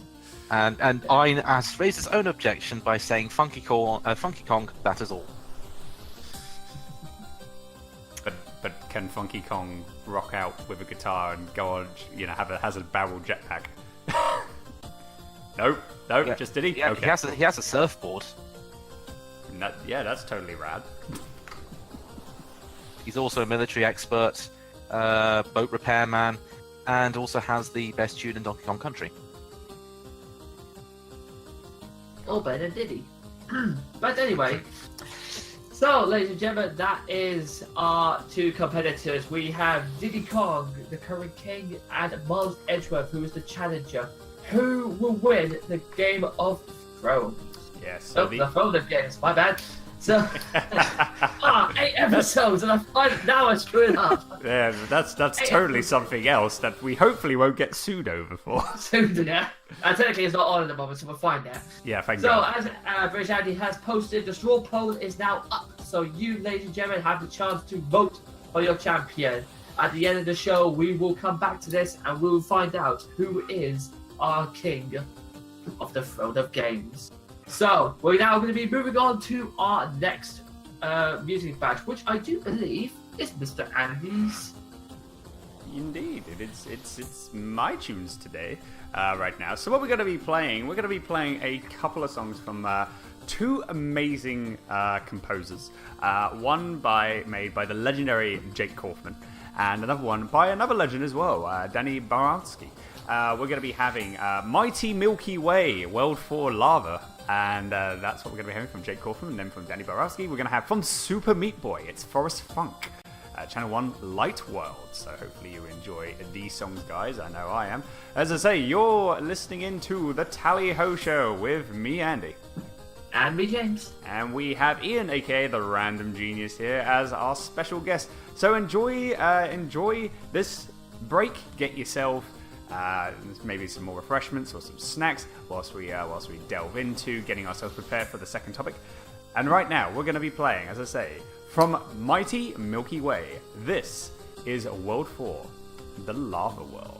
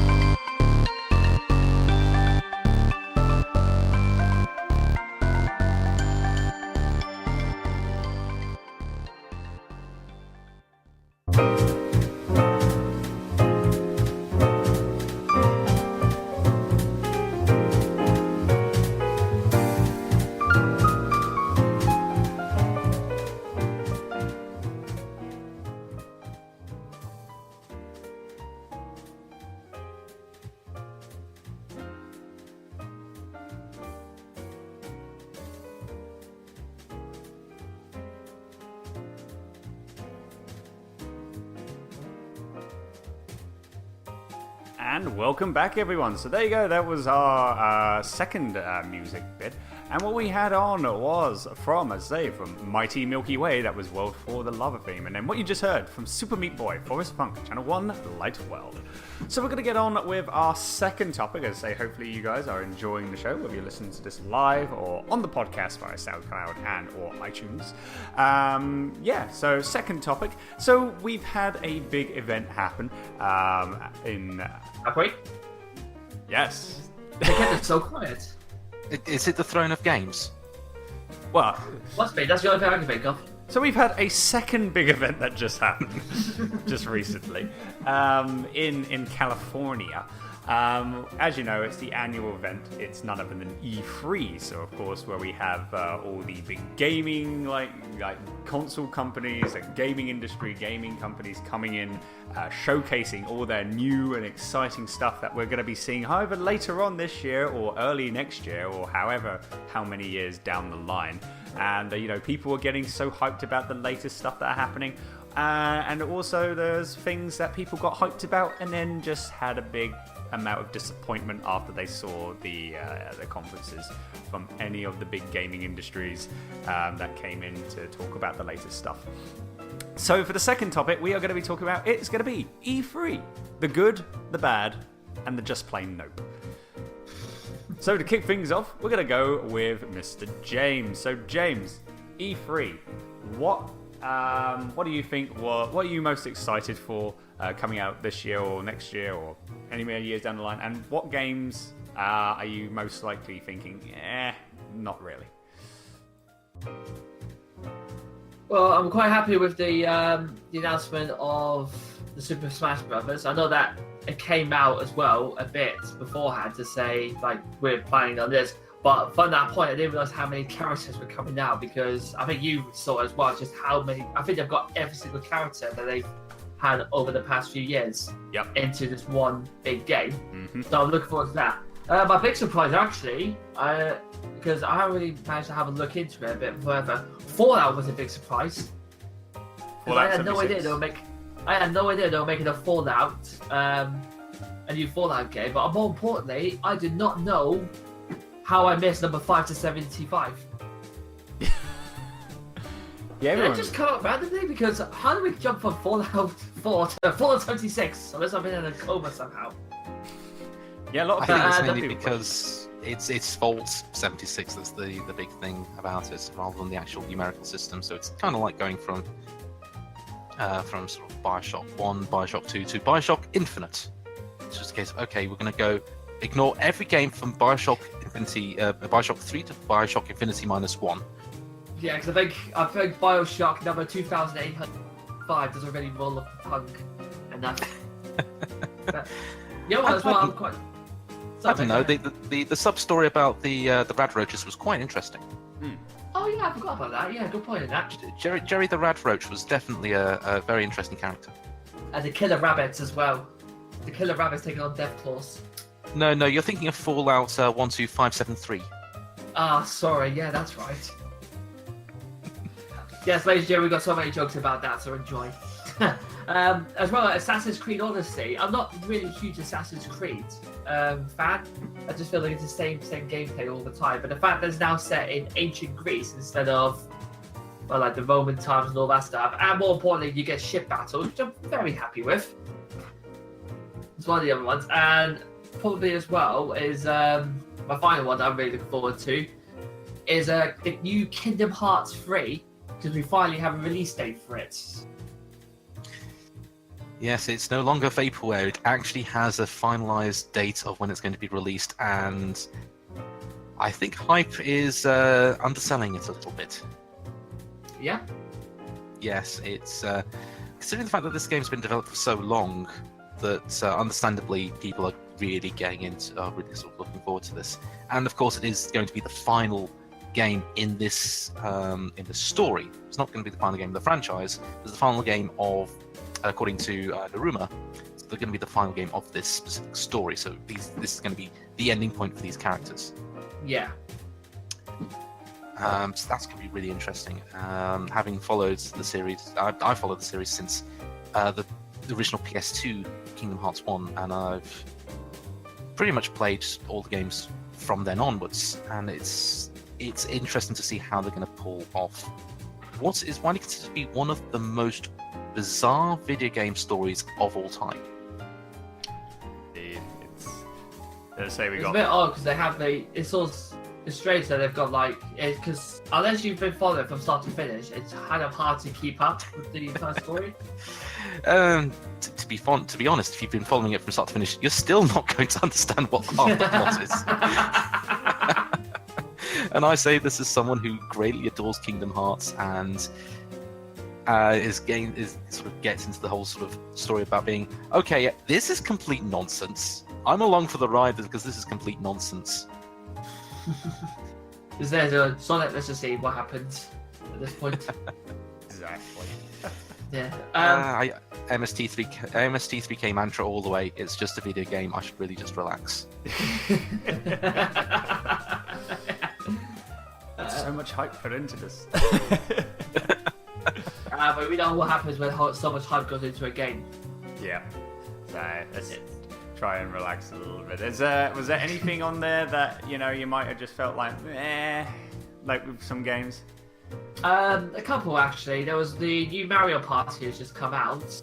I'm not really sure how they can, because I did like Mario Kart my 3DS, but only like one game at a time. But unless you had some other people to play with, then I suppose it's alright. It just at this point it just feels a bit, especially for the Nintendo Switch as well. It just feels for me that it's just rehashing the same idea big time.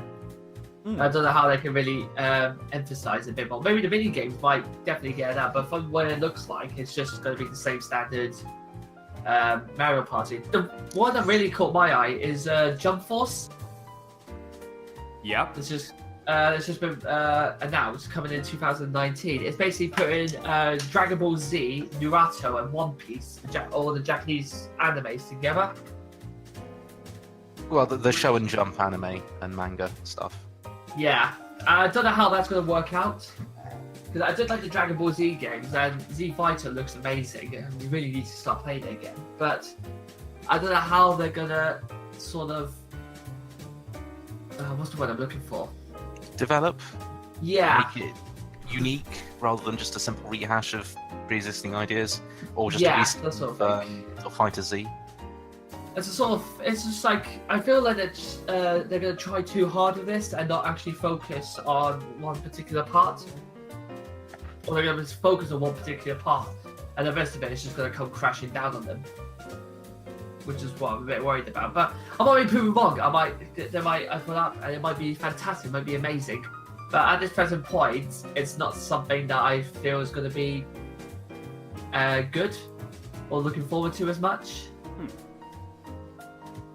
And yeah, but that's just it. And mostly, of course, the final one, which is the good, the bad, and the just plain nope. The just plain nope has got to go to Fortnite on the Switch. Oh, interesting. Why that? I just feel like I don't know. I feel like I'm sick and tired of having seen Fortnite bloody everywhere now, and now it was sort of like a case of, this is an amazing announcement. We're bringing Fortnite to the Switch. So basically, what you're just taking a game. So this isn't really yours, Nintendo, is it? It's just literally a case of, here's a game, we're just throwing it on console. Great. I mean, I get that. I get that. It's not really like a big announcement because it's on like every other single platform. But, yeah, exactly. It seems like Nintendo's arrived. It seems like, for me, Nintendo's arrived late at the Fortnite party. Everyone else has already nabbed the buffet and all the drinks, and they're just now coming here to pick up all the crumbs. Yeah, but the fact is that they're taking away the crumbs, but they're taking away the crumbs with a takeaway box. That's the whole big thing behind it, is that the fact that people start playing Fortnite on the move. And I can see why they deferred the announcement and why this was a big thing, because it is currently the flavour of the month. And I can see sort of how this has sort of come about and sort of how this is a big thing.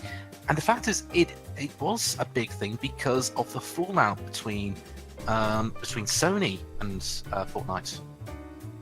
Yeah, it's because they wouldn't they wouldn't do crossover play, would they?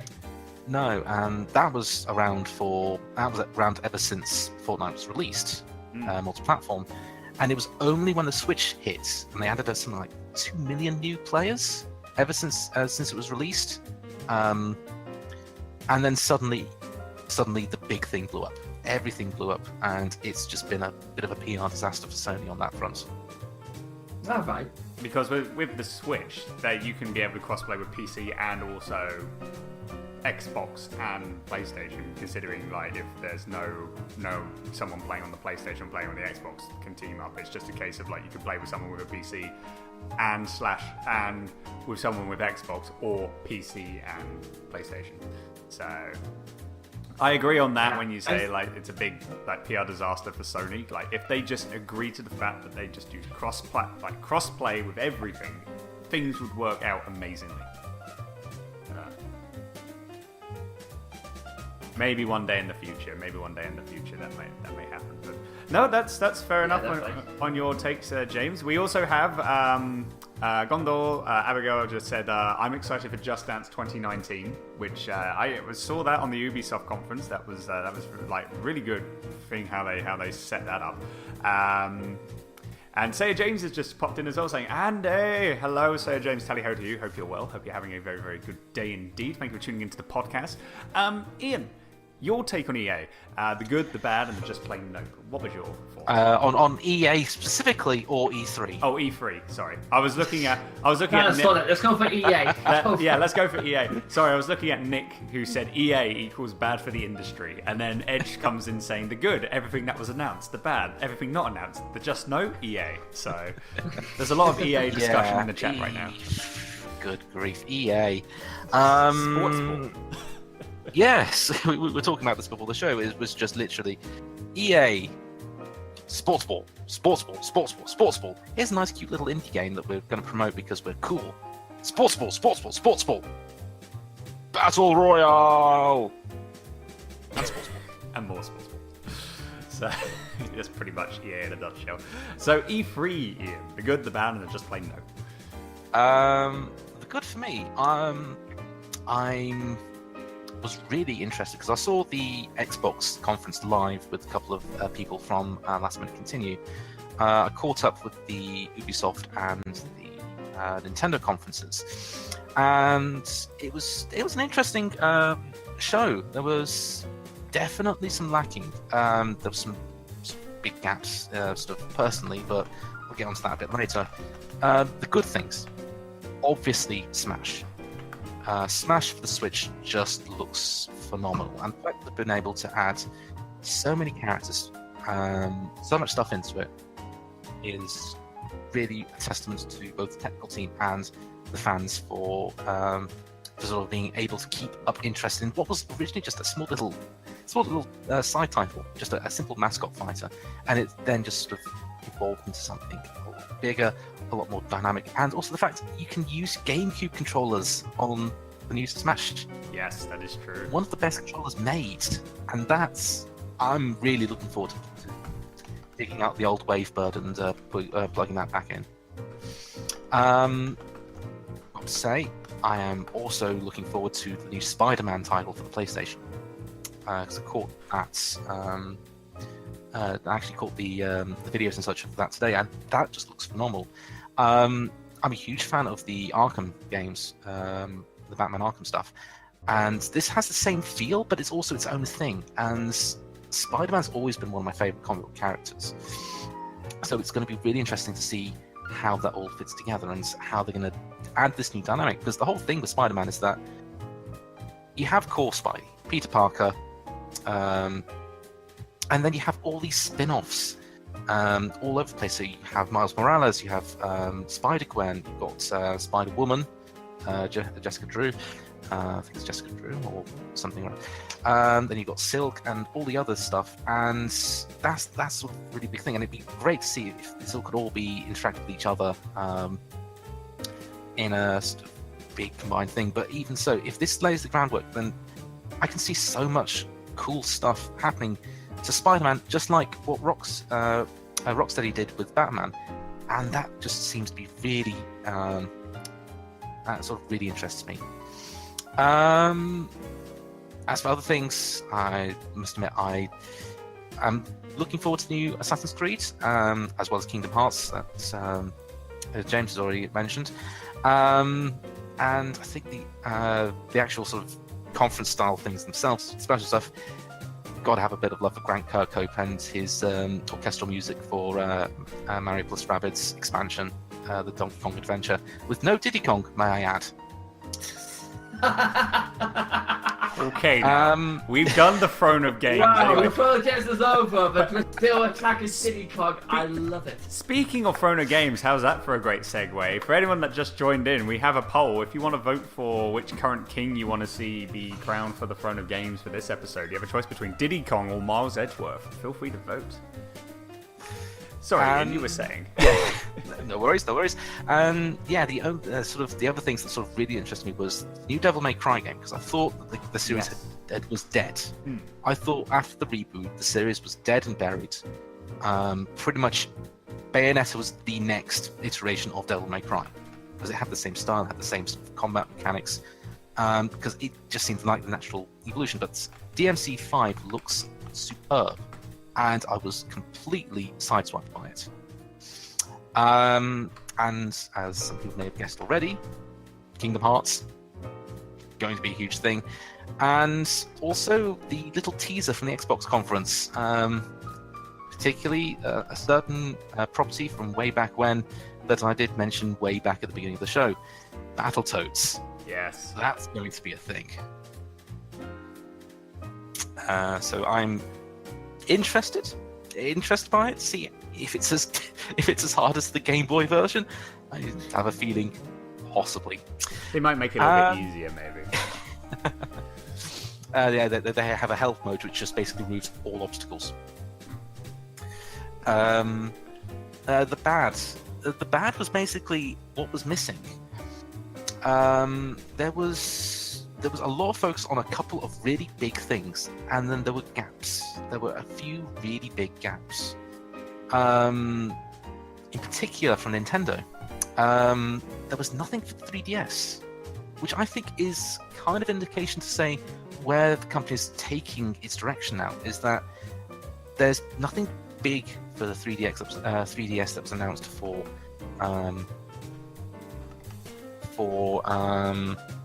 E3, and that strikes me as really concerning, because I still play 3DS a lot, and there's still some really good stuff on there, but if that's going to move away, then what's the next iteration going to be?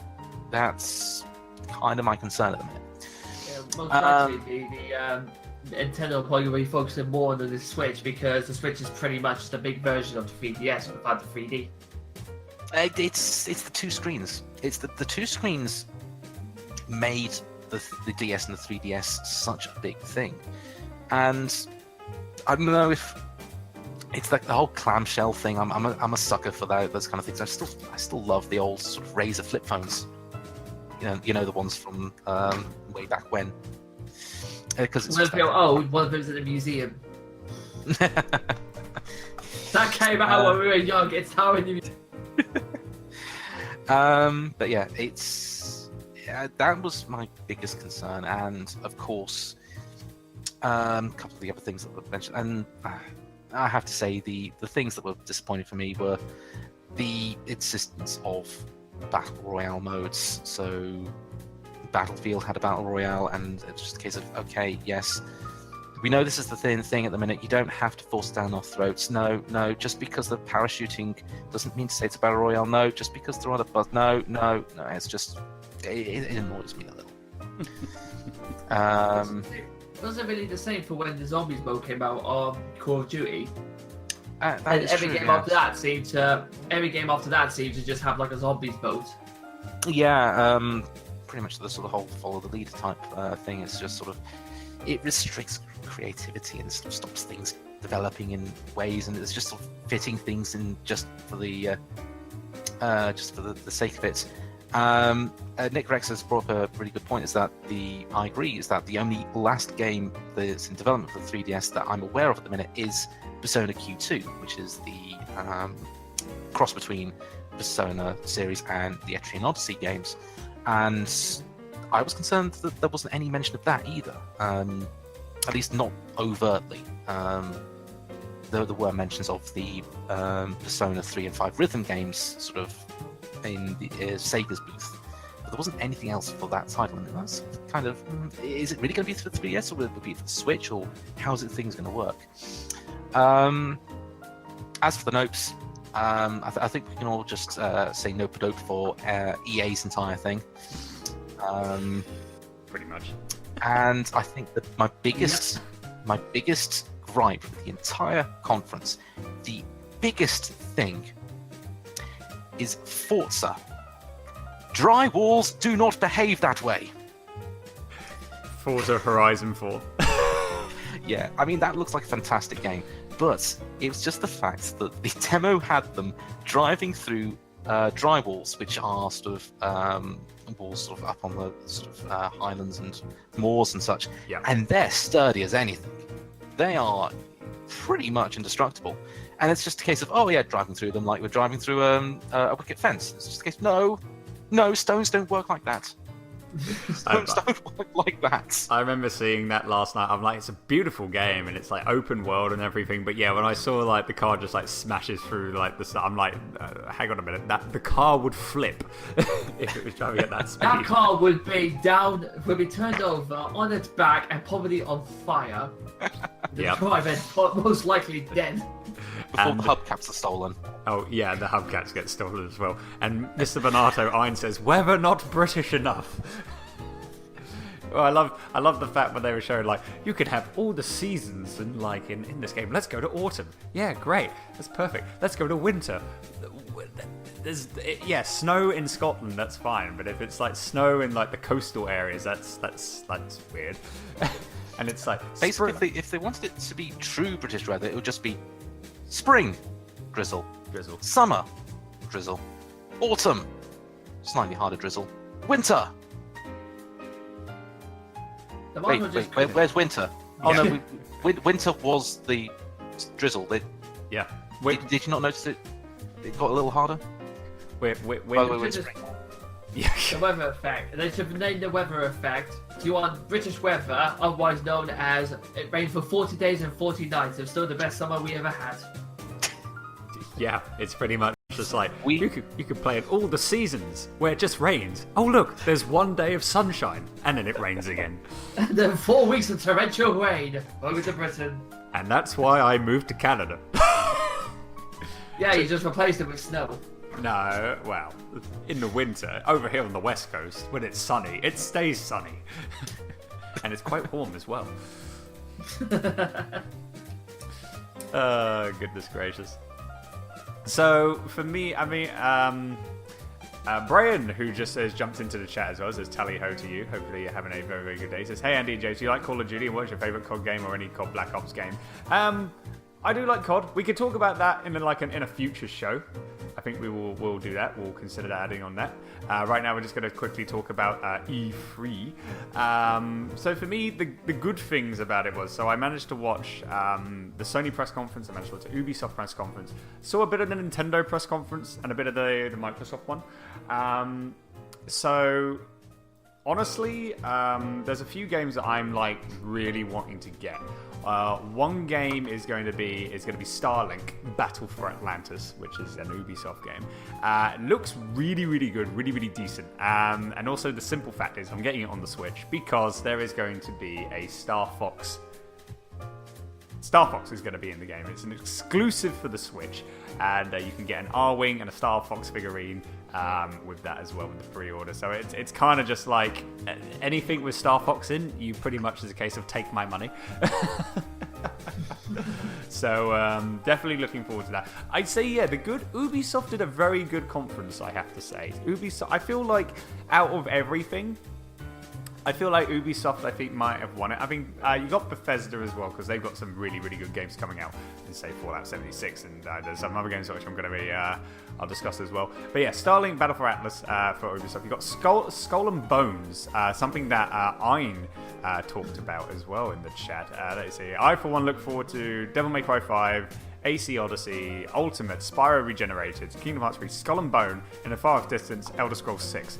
But yeah, Skull and Bones, I saw that. That looks absolutely tremendous. And what I've been told is it's using the same mechanics as what it is from the Assassin's Creed boating like style of gameplay.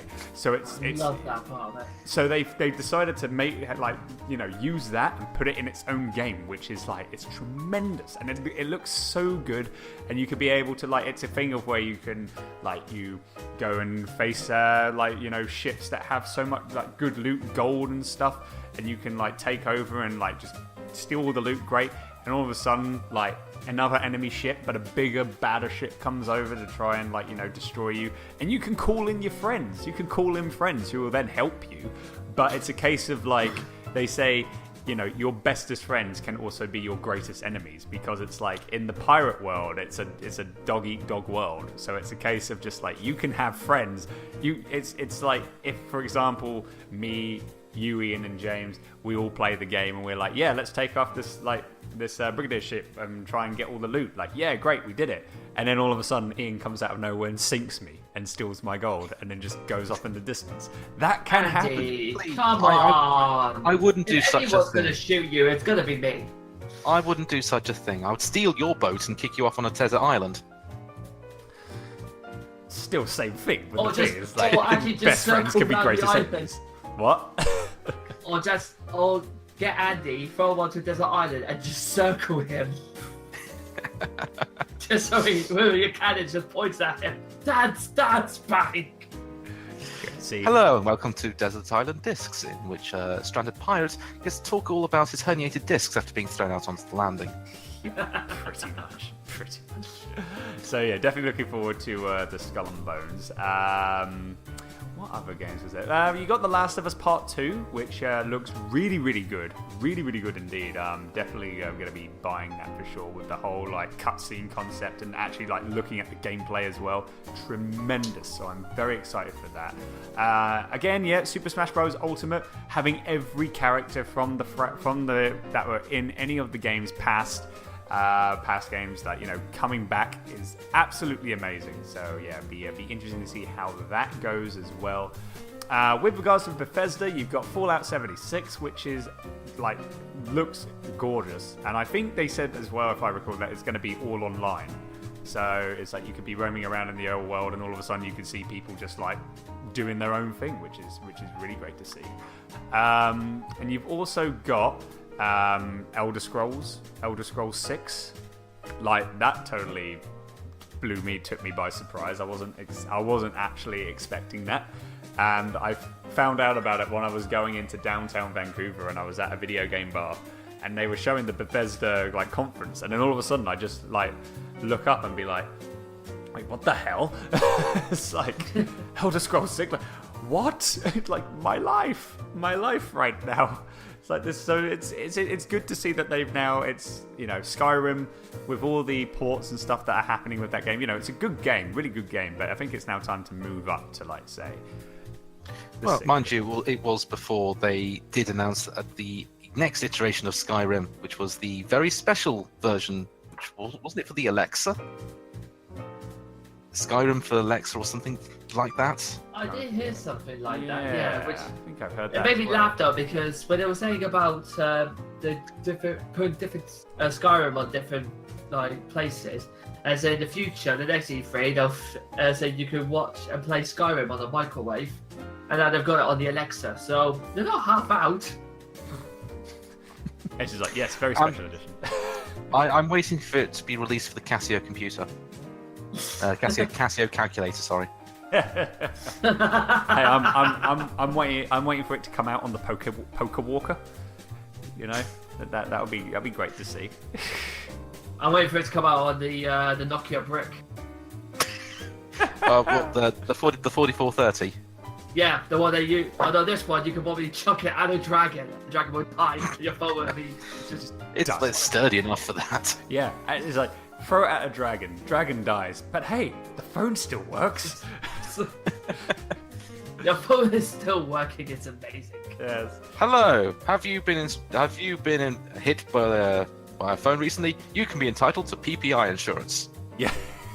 Entitlement to compensation. We take like 146% of the cards. One other thing as well that took me by surprise, Quake Champions. I'm like, saw that again, and I was like immediately like, oh my gosh, like was not expecting that at all.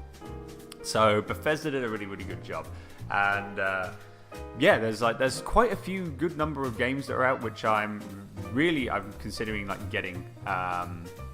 Maybe not for pre-order, but maybe when when they come out and I have some money.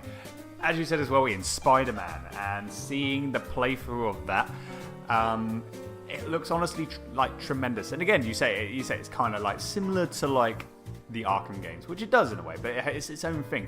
And the one thing that I like about it with Insomniac Games, when they were talking about it after the conference, they said they asked their fans, they said what do you want to see in the Spider-Man game? Like what is it that you want to see come out of it?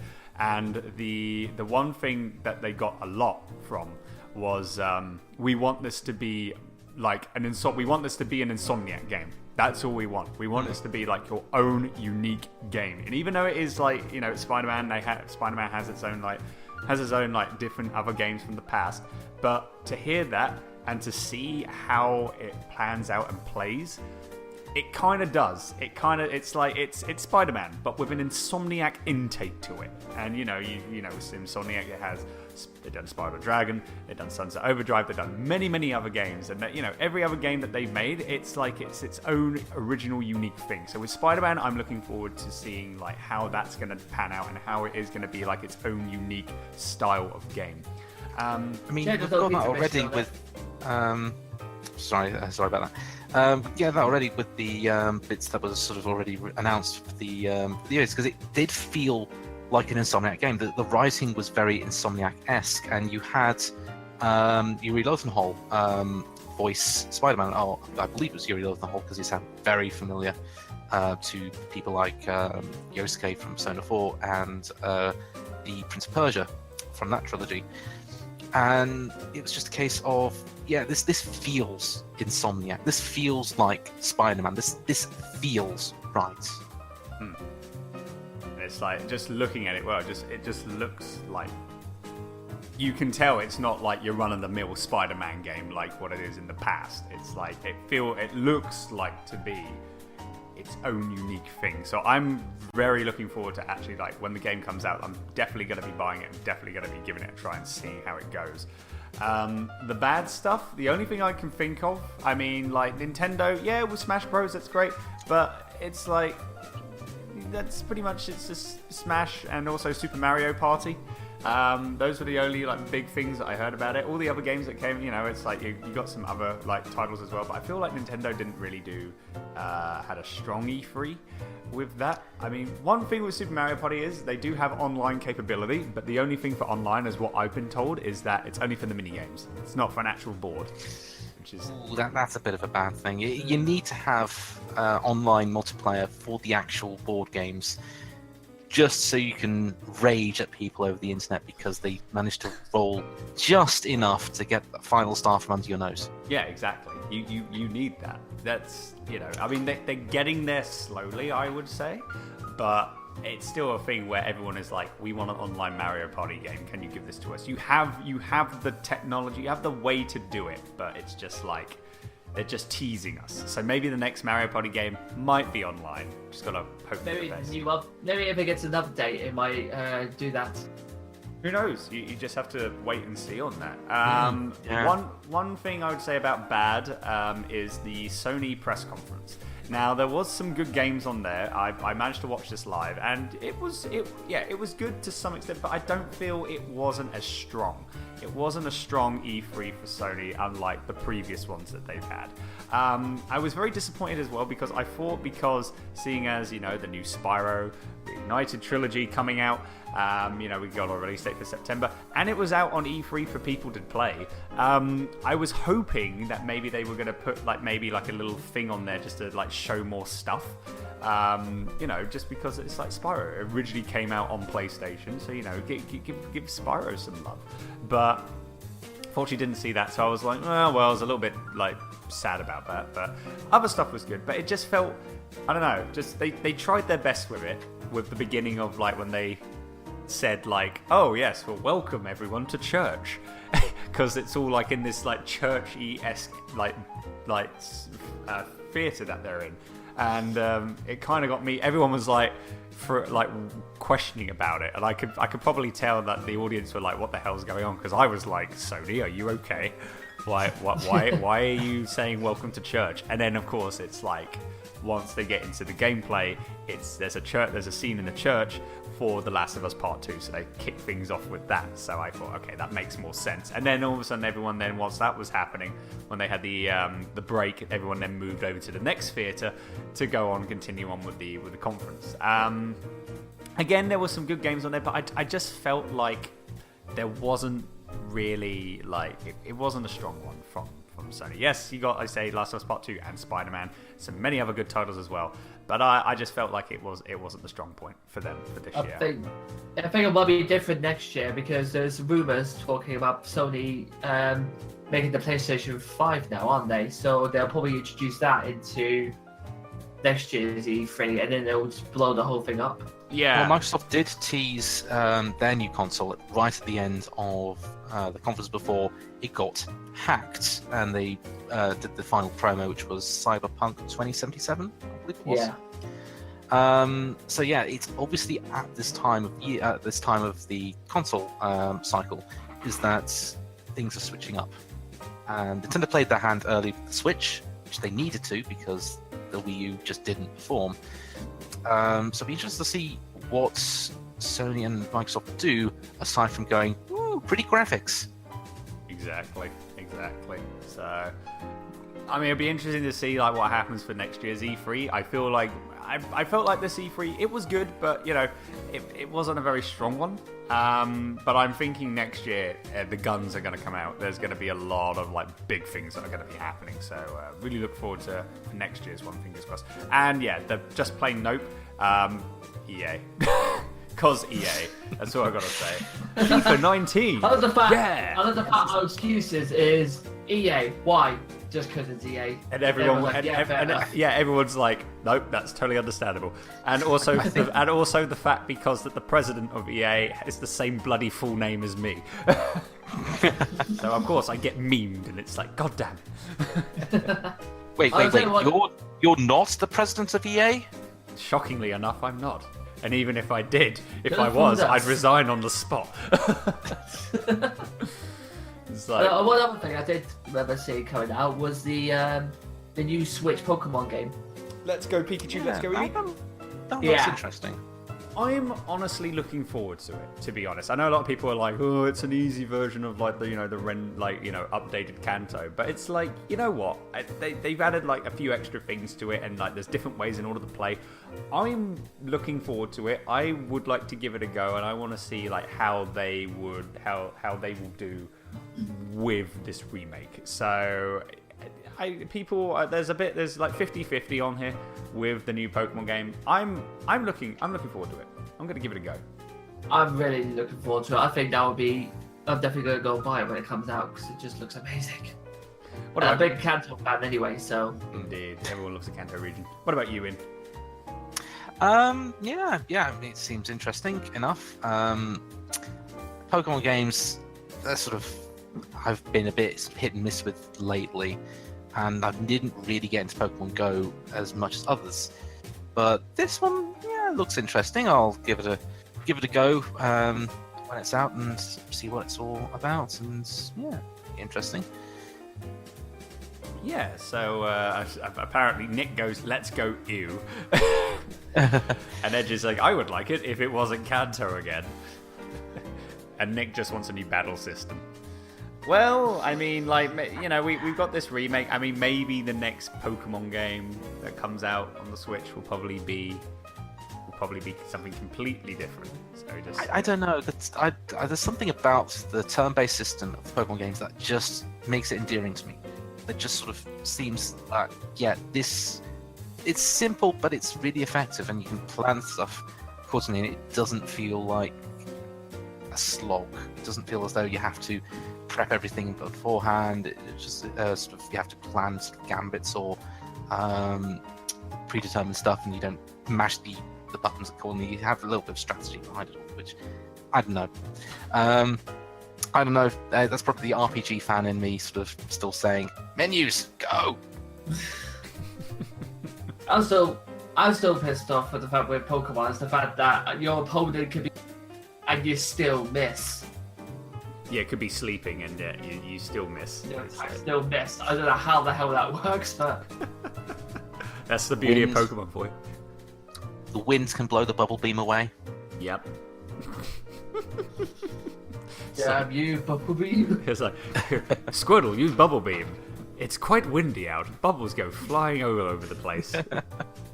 It's like, god damn it. So yes, that's what we say. So let's go for a quick conclusion, shall we? So, and then we'll get on with Ian's songs for the next music bit. So, James, E3, good, bad, just plain nope. What would you go with? Good will be the new Fallout game. Bad will be the... I forgot what it was now. That's annoying.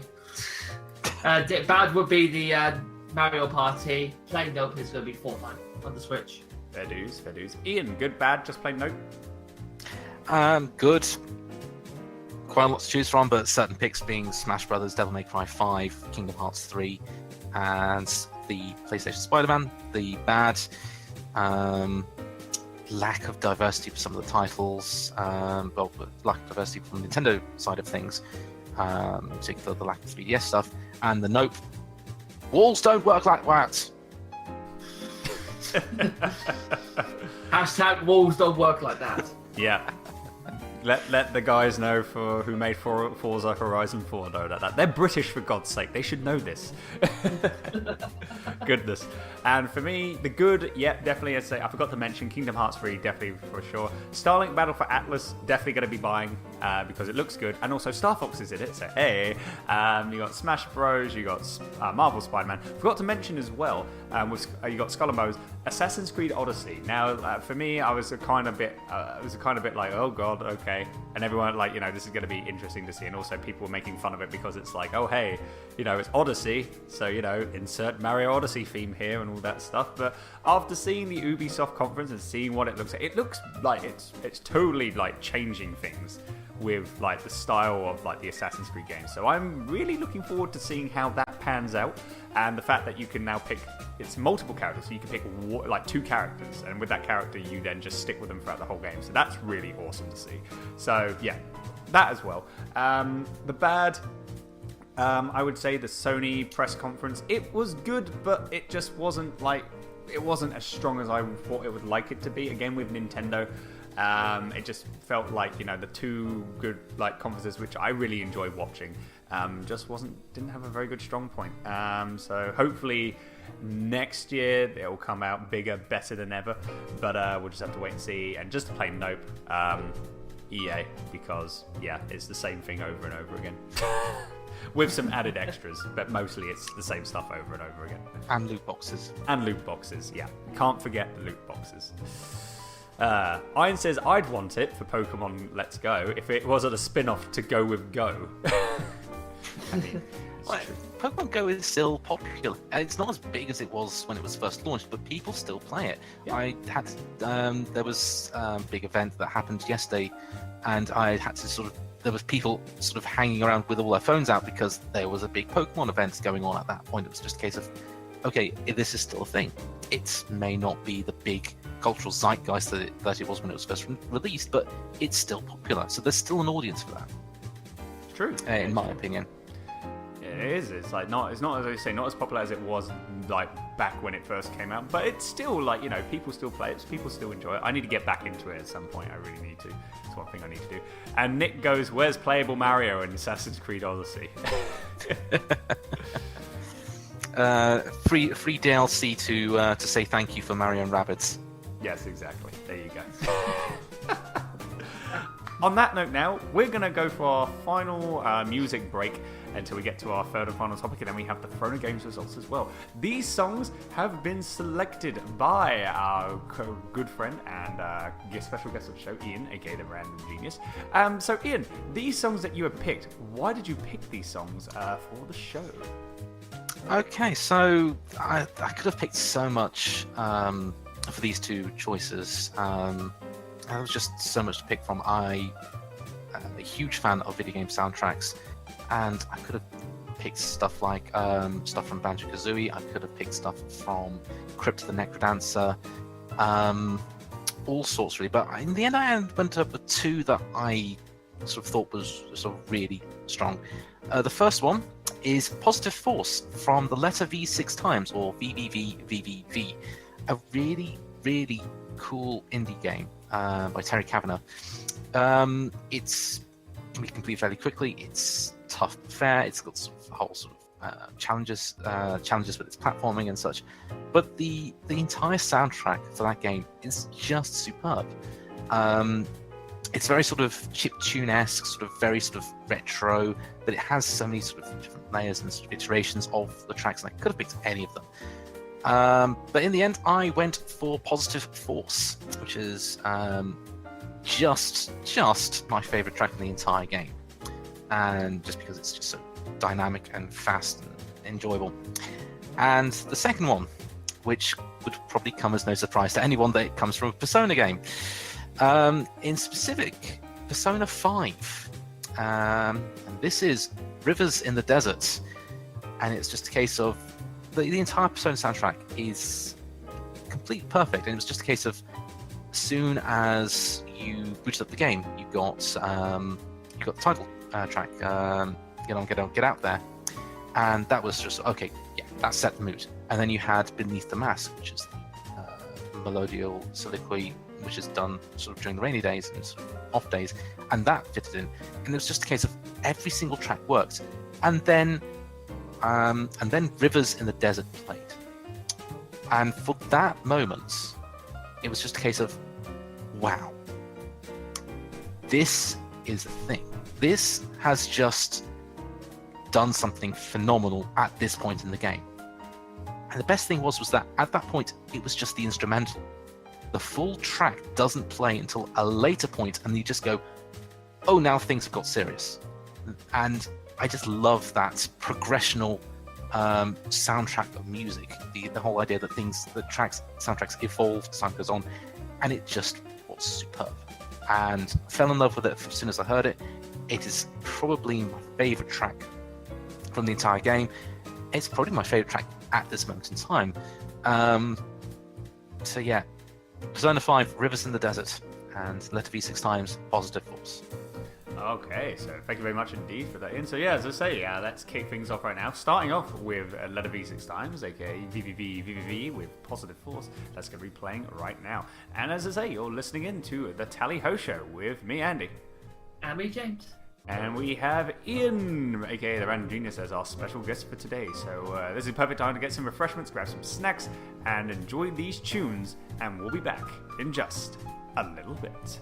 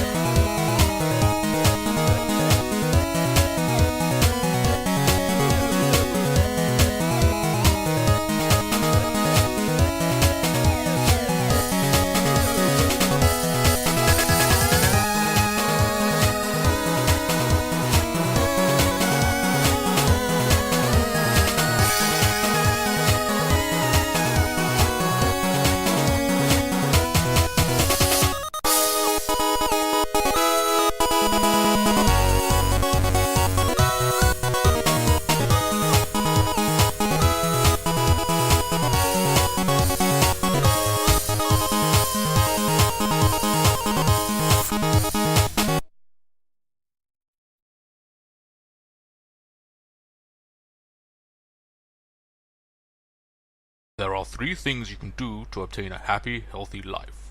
Eat your 5 fruit and veg a day, explore the world, and listen to the Tally Ho Show podcast with Andy and James. The first 2 are optional.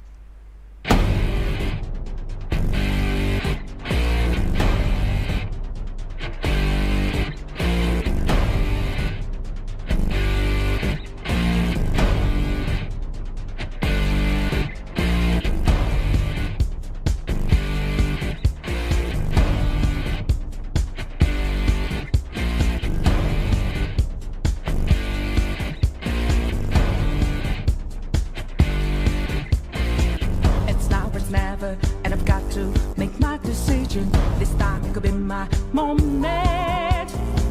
Is this a mirage or a chance to fulfill my mission? I'm living in a dry land. The left is in a lost land. A heartbeat for demon. A oasis in a strange land. I'm giving the balance, but I'm standing on razor's edge now. Real quick, all my life is over. One strike just a pain, then I'm out of his field of vision.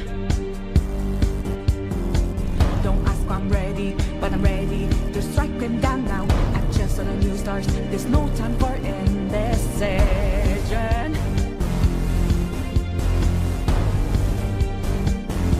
I'm living in a dry land. The last is in a lost head. When I hop off new beginnings, burn our feet. Now we need it, a heartbeat for demon. Oasis in a strange land.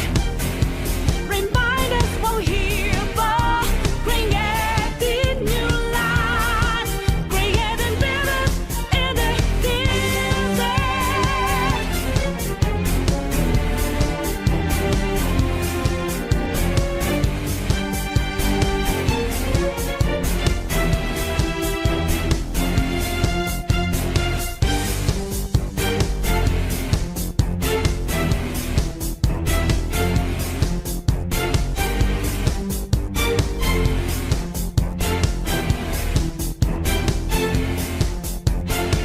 My heart is a furnace, had a selling my word of conflict. One goes what keeps me going.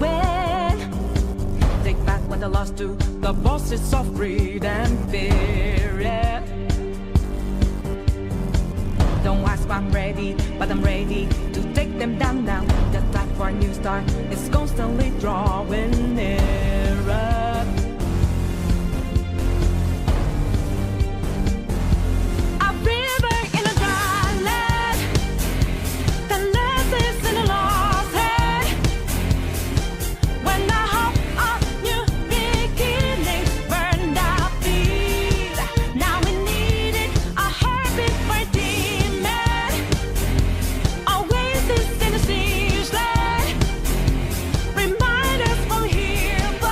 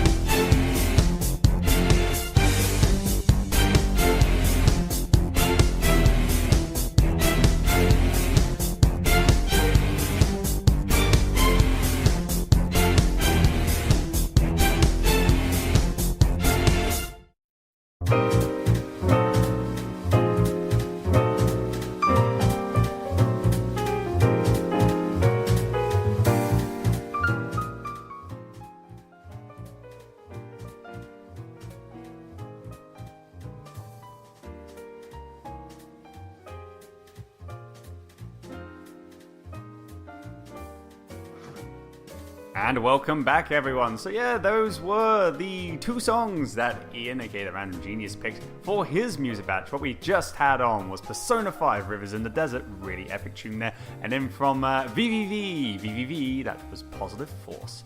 Now it's time to go on to our third and final topic, and for this one, it's Ian's topic. So Ian, what topic have you given us for the show today? Thank you, Andy. Basically, something that sort of really interests me is the whole idea behind gaming crossovers. Is that sort of how different companies can come together and just sort of think, okay, let's just see where this goes. And it's just the whole idea of gaming crossovers. So this is my question to both of you and to the chat. Video game crossovers, what are the good ones? Which are the ones that need a bit more work? Which ones are you really think should work? And sort of potential pipe dreams and whole sort of ideas like that. Okay, so James, would you like to start things off? Or? I can start one up. I like the game of crossovers. Some of them have got some fantastic ones. The ones that really stick out for me is the main one, Professor Layton, the Phoenix Wright trilogy.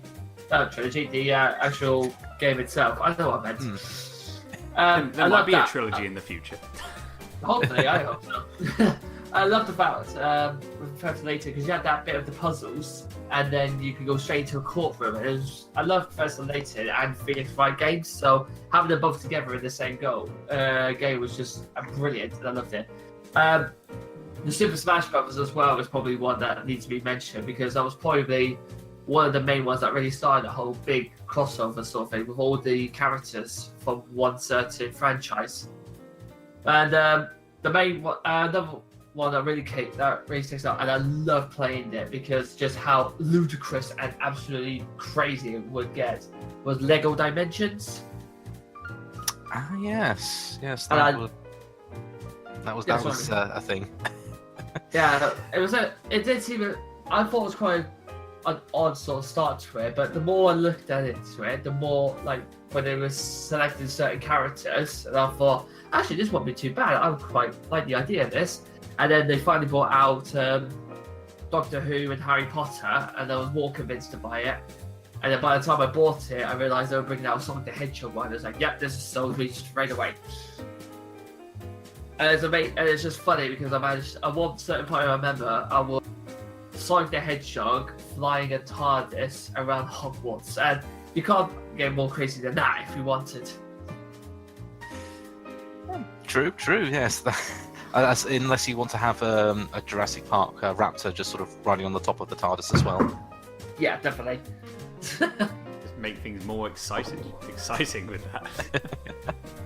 Make things incredibly odd, I'll give you that. Yeah. What would your bad ones be, James? Might need it improving. Actually, Nick Rex has kind of beat me to it. The Spyro and Crash crossover one that they had. I remember that on the Game Boy Advance. Remember that on the Game Boys, and it was just. Yeah, that was a thing. Yep. That was a thing that existed for a time. Yeah, although I don't think a lot of people like to be reminded of it. Definitely. No. It was like Spyro and Crash. Moving on. Yeah, Crash, and let's not talk about it. Oh goodness. That's definitely the one that sticks out for me, really, in regards to bad crossovers. I'm sure there's probably more, but I can't really remember it. In regards to the ones I'd like to see, I haven't really thought about it, if I'm honest. I mean, it seems a bit stupid, but I can't think of a crossover I'd like to see. But I'm sure when you guys talk, I'll probably have a better idea. Okay. Well, Interesting. Yeah, for me, good crossover. I mean, you got the Project Cross Zone. With Namco, Capcom, and Sega teaming up with their characters from their big franchises coming into a game, which was absolutely insane to see. Basically, it was a fanfic writer's absolute dream. Wet dream.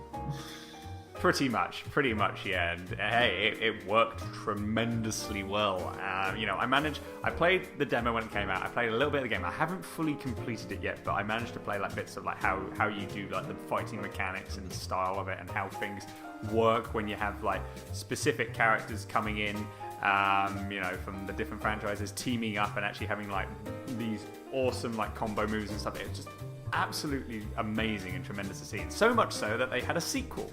Project Cross Zone 2. I was going to mention that as one of my choices. And yeah, Project Cross Zone and Project Cross Zone 2 are pretty much sort of the case of, okay, here are all these gaming franchises. Let's see how we can get them to work. And it's just a case of, yes, this is awesome. This is absolutely ridiculous and the story makes no sense, but this is awesome. Exactly. I'm totally taken with the concept of it, and it's just a case of, I mean, who doesn't want to see X from Mega Man fighting alongside Chris Redfield, fighting alongside tons of other characters, and yeah, the second one just is awesome because it just takes that and lifts it up higher. So you have even more characters involved. You have even more sort of slight tweaks to the combat system, which make it a lot better in my opinion.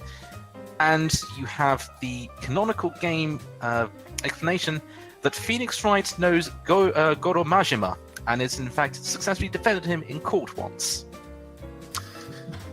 That is now canon, and it's like, what do you think will happen with that? And it's like, what do you think will happen with that? It's like, you don't know. So yeah, definitely that for sure. As I'd say, that would be great because it just works so well. Bad. We do, as I say, we had Spyro and Crash. The Game Boy Advance games, I never played them. I watched playthroughs of them, and I'm glad I didn't play those games because it's just so strange. I mean, yeah, it's a good concept. That's like, that would be really, really awesome. Like, it's a good concept. It's like, what would happen if Crash went to Spyro's world? What would happen if Spyro went to Crash's world? And just how things would ensue. So in a way, it's an idea that I think a lot of people had, because it's like you had Crash and Spyro on the PlayStation, and they had like the friendly rivalry between the two, and it was like, with Naughty Dog and Insomniac. So it's like, you think it could work really well, but then it's on the Game Boy Advance, so of course it didn't work very well. One other thing as well, one bad crossover for me, it's kind of 50-50 because it was awesome to see, but how it got showcased. I mean, showcasing was fine. It's just when the games came out and they released, it didn't. Not as much as excitement as I thought it was going to be, and that is Mario and Sonic. When Mario and Sonic at the Olympic Games. Sorry, James, are you going to say something? No, I was about to say, I think you're talking about Sonic and Mario, aren't you? Yes, indeed, I am. Yeah, Mario and Sonic at the Olympic Games series. First time I heard about these games coming out was when I was I forget what it was on Bravo TV way back when, but it was a gaming review TV show, and that's where I got all my daily doses of all the new games coming out and everything.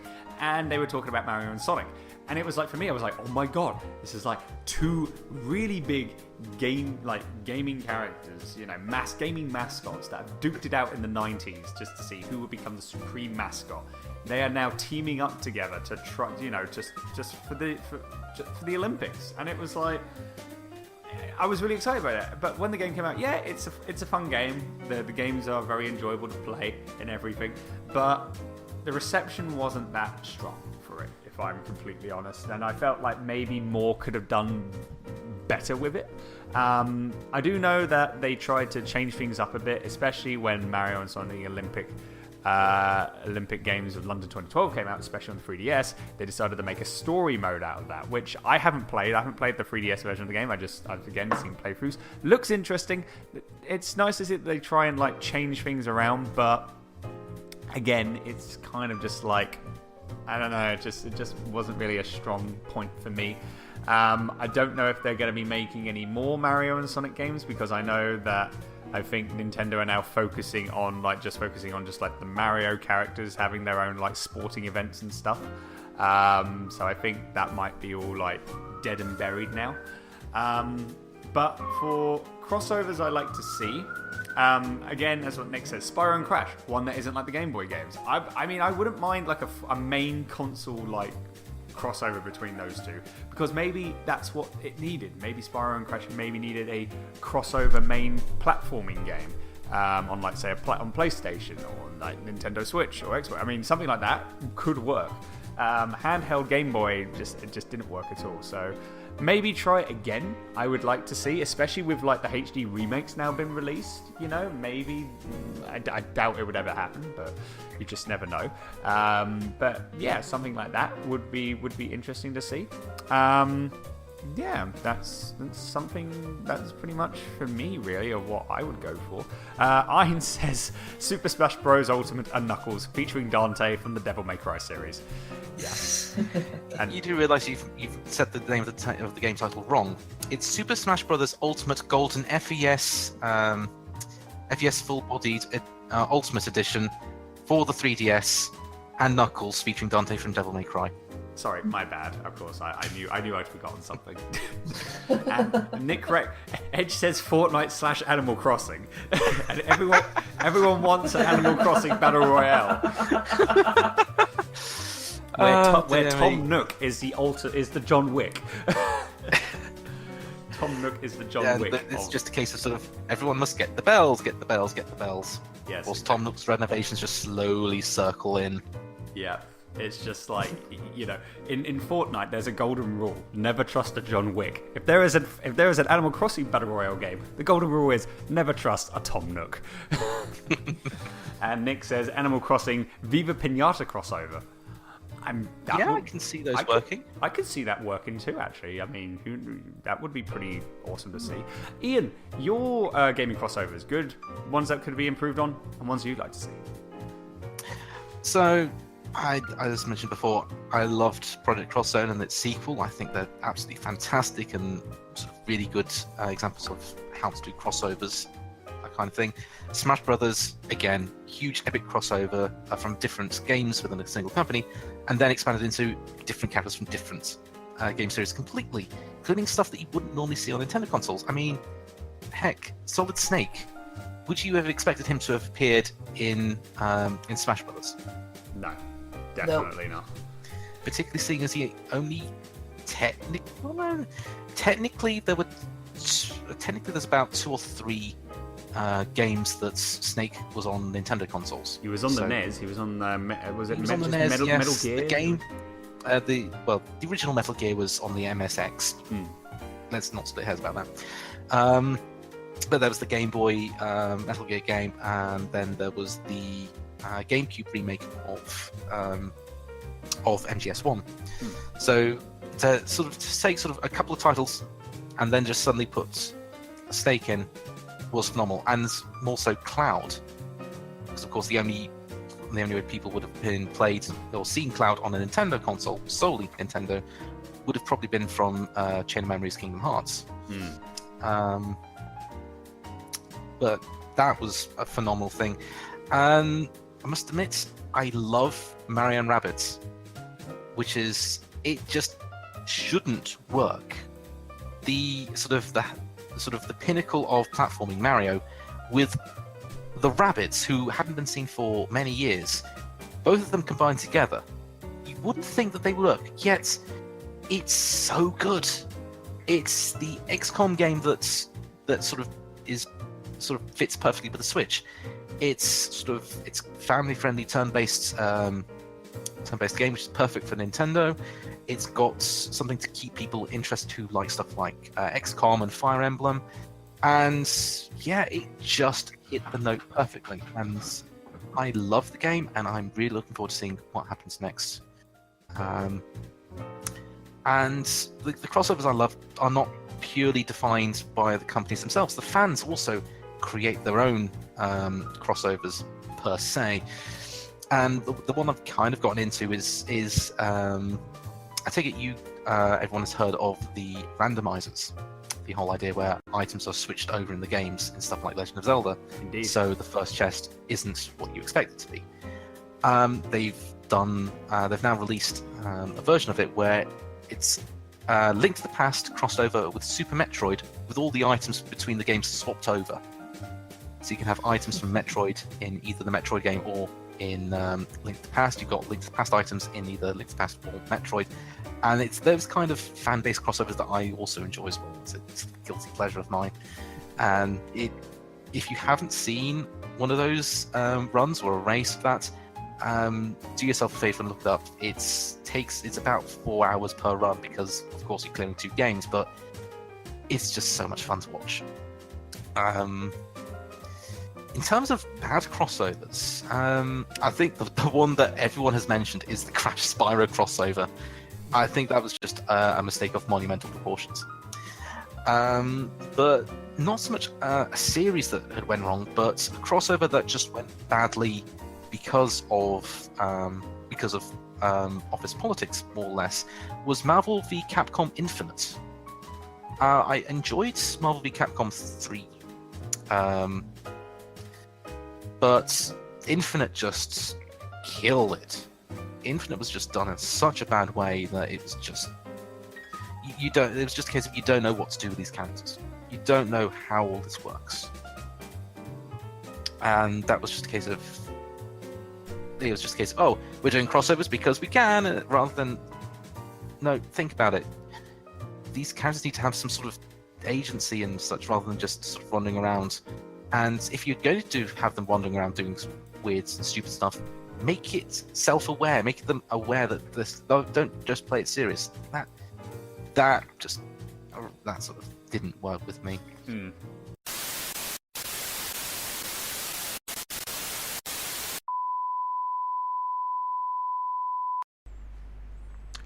We apologize for the interruption to your regularly scheduled Tally Ho show. Unfortunately, due to technical problems, the show has hit a minor issue. Or 5. We will be back with you as soon as possible.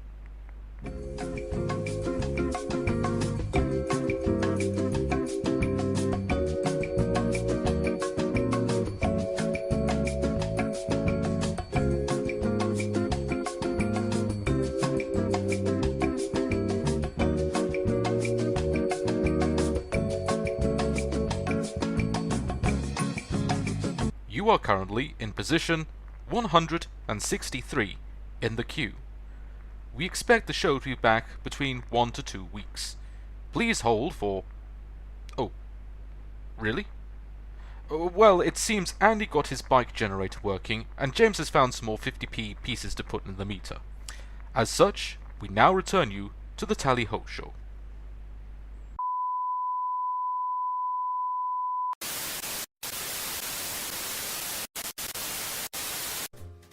Okay, Ian, so you talked about your good crossovers, you talked about the bad crossovers. So what are the crossovers that you really would like to see in video game? Well, I did mentioned to it earlier on. That was actually Ace Attorney and Yakuza. There was an offhand comment made in Project Cross Zone in which Phoenix Wright successfully defended Goro Majima in court. You know, the renowned Yakuza criminal and all-around meme lord. And it's just a case of that would actually work quite well. You could have Phoenix and co do the investigative sort of work with the sort of along with the jury side of things, and then you've got sort of the more sort of on the ground sort of more sort of action-oriented stuff with the Kiryu, and that would probably work quite well. Just to see the different mesh of styles and sort of say, yeah, these are 2 completely different groups working together for a common goal because there's something huge going down, and I think that would be a huge boon for both fan bases. Definitely. I mean, that would be like a really interesting crossover. I would like to see, like Yakuza and Ace Attorney, as you say, like, you know, they do know each other, like as you said, with the story, especially in Project Cross Zone, when they do mention each other. So I mean, it's like that would be interesting to see. Like, I mean, who knows? Like Sega and Capcom might decide to do that in the future. I mean, Considering the first time you've had Phoenix Wright has already done its crossover with Professor Layton and it's worked perfectly, it would be like a surprise that another Phoenix Wright crossover would be pretty decent. Can you imagine though, like Phoenix Wright Yakuza, and you see the Yakuza characters in like the Phoenix Wright style, like graphic style. Oh, crumbs! Yeah, just Majima just being Majima in the court, and it's just a case of, can someone please control the weird man in the leopard skin coat? Who weirdly it doesn't have a shirt. Oh god, I can picture that now in my head. By the end of the third day, the judge has just given up. So yes, there's that. Something I also had a quick sort of think of, which would probably be quite interesting, would be something like XCOM and Metroid. Oh. You know, there's a sort of turn-based strategy of the XCOM games, much like Mario and Rabbids, or something like that, but with the space pirates and sort of all the creatures from Zeebs and SR388, with Metroids and such, and that would actually work quite well. Perhaps if they want to go slightly more down the Rabbids route, Metroid and Rabbids, and it's just a case of here's these giant parasitic jellyfishes with giant fluffy bunny ears.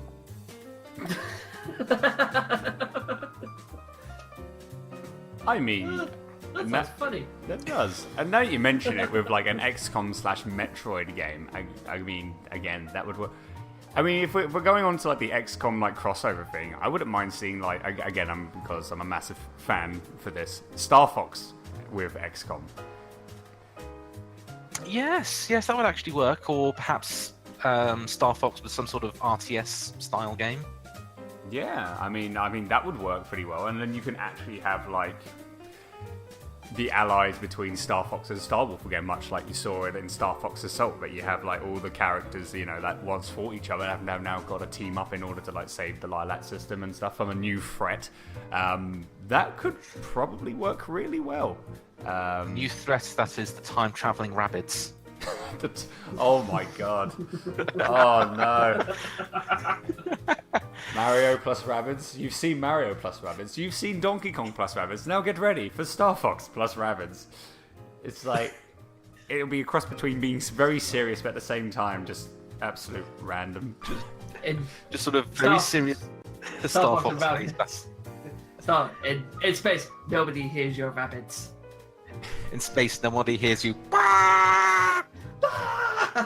Yeah, oh god. See, and the funny thing is as well is like Pete, the Rabbid Peach, because she cosplays characters, so she can cosplay Crystal.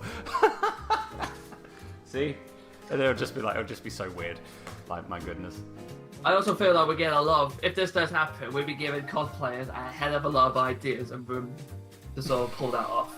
See, all we gotta do, well, I mean, you know, because Ubisoft's like, you know, linked up with Star Fox, or, you know, with one of their other games, as we talked about in the E3 discussion. So we can ask Ubisoft, say, hey, make a Star Fox plus Rabbids game, give it to, you know, Miyamoto, and Miyamoto will be like, I like it, use it. Well, considering the huge success that Mario and Rabbids is, it wouldn't surprise me that Nintendo would give Ubisoft some more licenses to work with. Oh, definitely. Because then it would be such a thing, and it wouldn't just be rehashing the Mario again and again. Because although that would be cool, it would just feel a bit samey. Yeah. If you have all these famous Nintendo franchises combined with the Rabbids, who, as we know, have their teleporting washing machine. Yes. That would actually work really well, and that would just be an entire span of things, which are just basically the Rabbids sending up stuff from that specific genre, or game series. So you'd have something like the very serious, dramatic, sort of ethereal, sort of Metroid-esque area, and then you'll just sort of undercut that with some of the pastiches and such from that genre, and sort of go through like the sunken ship in Super Metroid, and it's just a case of the Rabbids just flicking on and off the light switches. Luigi's Mansion with rabbits. Oh my gosh, I didn't think of that. That would be interesting to see. That would be. I mean, yeah, when you say, like, because, you know, the rabbits have, like, the teleportation, like, teleporting washing machine. I mean, it's like, it could work out pretty well. What they could do is like, in the, like, for future games, as opposed to, like, hashing out, like, the same, like, with Mario plus Rabbids, they go to, like, other Nintendo franchises. I mean, it's like, you could see, like, a story plot made into that, in a way, with, like, the Rabbids. It's like, oh, they went to the Mushroom Kingdom, and now in, like, Donkey Kong's, like, territory, like, where are they gonna go next? And then it's just, like, boom, they're all of a sudden, like, say, in Metroid, or in Star Fox, or they're in Earthbound, you know, it's like, I mean, Earthbound would be interesting. But why stop at Nintendo? Maybe go over to Sega, because I'd love to see the Rabbits over at the Sonic universe and see one of them become Super Rabbit. I honestly thought you were going to say Rabbids Yakuza there. Oh my god. Oh my. Wow. That's Majima Rabbit. There, I want to see that. I want to see a Majima Rabbit now. Right, someone get Nintendo, the Rabbits on the phone. I think we are onto something here, ladies and gentlemen. Hey, I mean, Yakuza is somewhat on a Nintendo console in Japan only, because wasn't Yakuza on the Wii U? I think was it Yakuza 5 or Yakuza 0? I don't know actually. I heard something that it was good in Japan that Yakuza is on Nintendo on the Wii U. So I mean, you could say that maybe Yakuza plus Rabbids. Maybe it might be Japan only, but it would be. I apologise for ruining everyone's concentration with this discussion. Oh God, no! This is amazing. This is a great way we have come up with some great ideas here. Indeed. I think on that note now, let's go in with a conclusion with some of the stuff. So James, good crossovers, bad crossovers, ones you like to see? Good crossovers was the Phoenix Wright, Professor Layton, and I really like the Sonic and Mario ones as well. Bad ones was, of course, the old GBA for Spyro and Crash Bandicoot. To be honest, ones we like to see, it's definitely what we've just discussed now, because I want to see the Rabbids and Sega. Oh God, yeah, I think after talking about that, anything with Rabbids in, I think would be a win in my books. Bad, definitely for me, Mario and Sonic, and also Spyro and Crash. Mario and Sonic, I mean, yeah, they tried well, but I just think it just wasn't as strong as I thought it was going to be. And yeah, Ian, what were your ones? Good ones, bad ones, ones we like to see? The good ones, obviously, I've mentioned before, Mario plus Rabbids, Smash Brothers, of course, the biggest Nintendo crossover. Mm-hmm. And also some of the fans' side stuff as well, such as The Legend of Zelda, Metroid, randomized crossovers, which I'm really a huge fan of. It just shows that crossovers are not just limited to the big companies. The fans themselves can create some really inventive ones.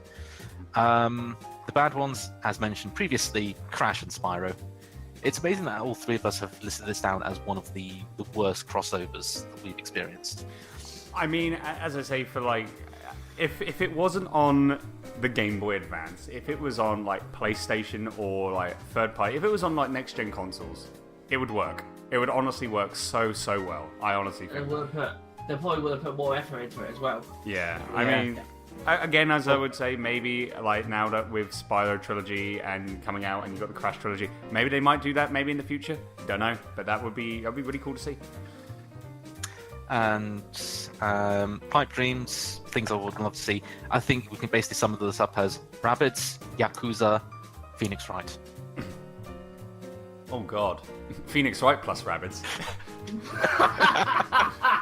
And my job here is done.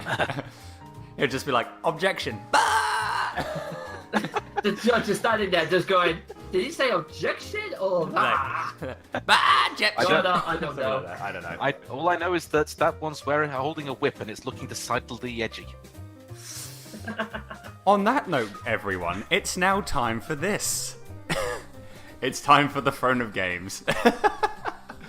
I love the fact it's as if we planned this in advance. I just started to like smooth onto that segue after the whipping. It's like, good time to doing what we need to do. So yeah, guys, as I say, it's now time for the Throne of Games.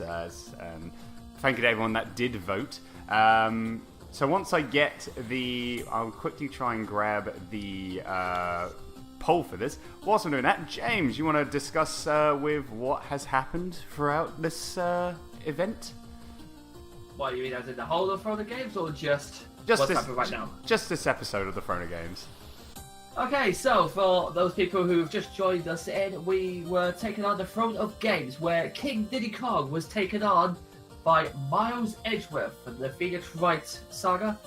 And basically, it was up to you guys to vote who should be our new or returning King of the Throne of Games. And as we said, this vote comes down to you guys. You get to vote on who wins, and whoever does goes on to next week's grand finale. Interesting. There's going to be something very special happening on episode 9 with the Throne of Games. So if you want to find out exactly what's going to happen and which character is going to be able to be in the said finale, just tune in to the next episode, which we'll talk about in a little bit. But we have the poll up now. We got it all set. So I think we should do a dramatic drum roll, and then James, it's down to you to give us the results. Okay, give me a second. I've got a good drum roll theme right here. Perfect. Anxiously waiting now. It's all about waiting. That's how you do it. That's how you I do swear it. if How he's, you get their attention. I swear if he's not using bongos, it's an opportunity missed. I do. Damn, look at the bongos. Damn it, James. You had one job. I know, man. I have one job. Leave me alone. Okay, ladies and gentlemen, are we ready? Do it. Yeah. Okay, ladies and gentlemen, the winner of the Throne of Games, Episode 8, is... The jury has found in favor of Miles Edgeworth. He is our winner. Cue confetti falling from the ceiling as the gallery claps in admiration. Absolutely. By 4 votes to 2 votes, Miles Edgeworth has claimed the Throne of Games. And again, our special guest has won on the Throne of Games. I think that's now 4-4, isn't it, Andy? I think it is. We've had 4 guests on, and every single guest that have come on during this season, they have won. I'm glad I wasn't the one to buck the trend. Well, we thought 4th time lucky, but obviously it wasn't. Damn it, Andy, we had one job. We had one job, and we can't seem to do it. So, however, It's because you mentioned kart games. Given your history with kart games, I thought that was something you'd be steering away from. well, unfortunately, that wasn't the case. But yes, congratulations to Ian and to Miles Edgeworth, who is now our new king of the Throne of Games. So we have all hail Miles, but because that means he is the king, he is now entered into the, as I like to call it, the final showdown of the Throne of Games. Ooh, yes it is. In order to find out exactly what it is we're going to be doing for this final showdown, you're going to have to tune in to the next episode of the Tally Ho Show, which is going to be on Sunday, July 8th. Sunday, July 8th is when we are going to be going live next time with the Tally Ho Show. So hopefully you can be able to come by, listen in then, and find out exactly what's going to happen and what's gonna happen with the Throne of Games, pretty much. We won't get into too much detail. We'll only get into too much detail once the show starts. I'll put it in a bit of a suspense, so to say. It's a good idea. But yeah, oh, sorry, James, what were you gonna say? No, I was going to say, if you do. Fair enough. But I think on that note, that is it. That is the end of the show. We have episode 8 is well and truly completed. So, And I'm very happy that nothing happened during the show that stops us from doing it. totally not. But no. You have been Yes. listening to a Tally Ho show and has been absolutely uninterrupted at any time whatsoever. I think I heard the 5-minute pilot. I think that went well without a hitch.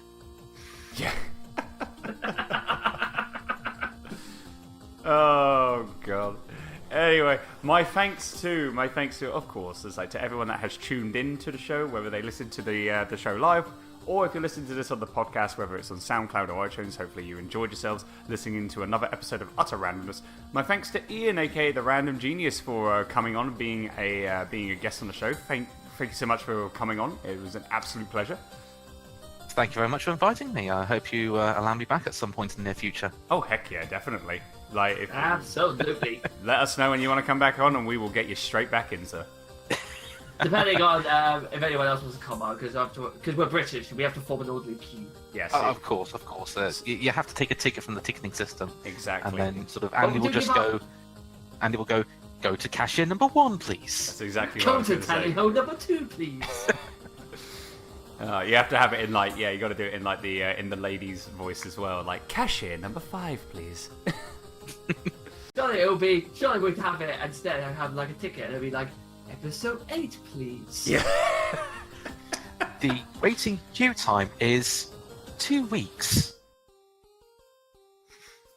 And 12 hours. And 37 minutes. And 5 seconds. Just give the full amount of how long it's going to take. And as well, I want to give a big thank you to my partner in crime, James. As always, it's always a pleasure doing this show with you, sir. And it's been a pleasure and an absolute spiffing time to do it with you two, mate. Indeed. The love is strong. The love is strong right now. I can feel it. It's so good. Well, I think it's love, but it's also blackmail. That's the only reason we're still friends. Yeah, I mean, that too. It's nothing about pure friendship anymore. It's just literally a case of, so why are you still friends with him? It's because you two share an unspoken bond? No, it's because he knows too much about me. And oven gloves. Yes. We never speak under the other gloves. And people that are probably listening in are thinking, what the hell are they talking about? Well, we'll discuss that maybe next time, sometime in the future. We'll leave that in. Plot spoilers. Plot spoilers. Oh, we'll give away episode 9. I love. Bring the people in. Yes, because people are going to be like, oven mitts? What's this about oven mitts? I need must to find tune into out. Next week's show. Yes. Tune into episode 9 on twitch.tv/The British Andy to just find out about oven mitts. I don't care about video games. I just want to know what about the mitts, man. We're gonna start a trend, isn't it? Tell us the bits. Tell us the bits. Oh my god, hashtag the mitts. I'm now imagining you guys selling branded Tally-Ho Show oven mitts. Oh dear. I said about selling stuff like that, but Andy said no. What? No, I didn't say no. I said let's just wait it out, shall we? Give it. Technically, that counts as a no. No. Okay. We'll discuss this later. We'll discuss this later, James. We'll discuss this later. I'll discuss this with you later. Indeed. But right now, it is time to say goodbye and to also play off our new King's theme. This is what Ian has requested from Ultimate Marvel vs. Capcom 3. It's the theme of Phoenix Wright, so you're going to have to listen to an absolute banging of a tune. And then to end things off, we are going to be playing for you from Pokemon Battle Revolution. It is the credits theme. Something nice and soothing and relaxing to end off the show. So, as I say, guys, this has been the Tally-Ho Show with me, Andy. And me, James. And you've been listening as well to the soothing voice of Ian, aka The Random Genius. Again, thanks so much for coming on, good sir. And until next time, have a very good rest of your day, morning, afternoon, evening, wherever you are in the world. And we'll speak to you all very, very soon. Take care, and bye-bye for now. Goodbye. Bye, and thanks for stopping by.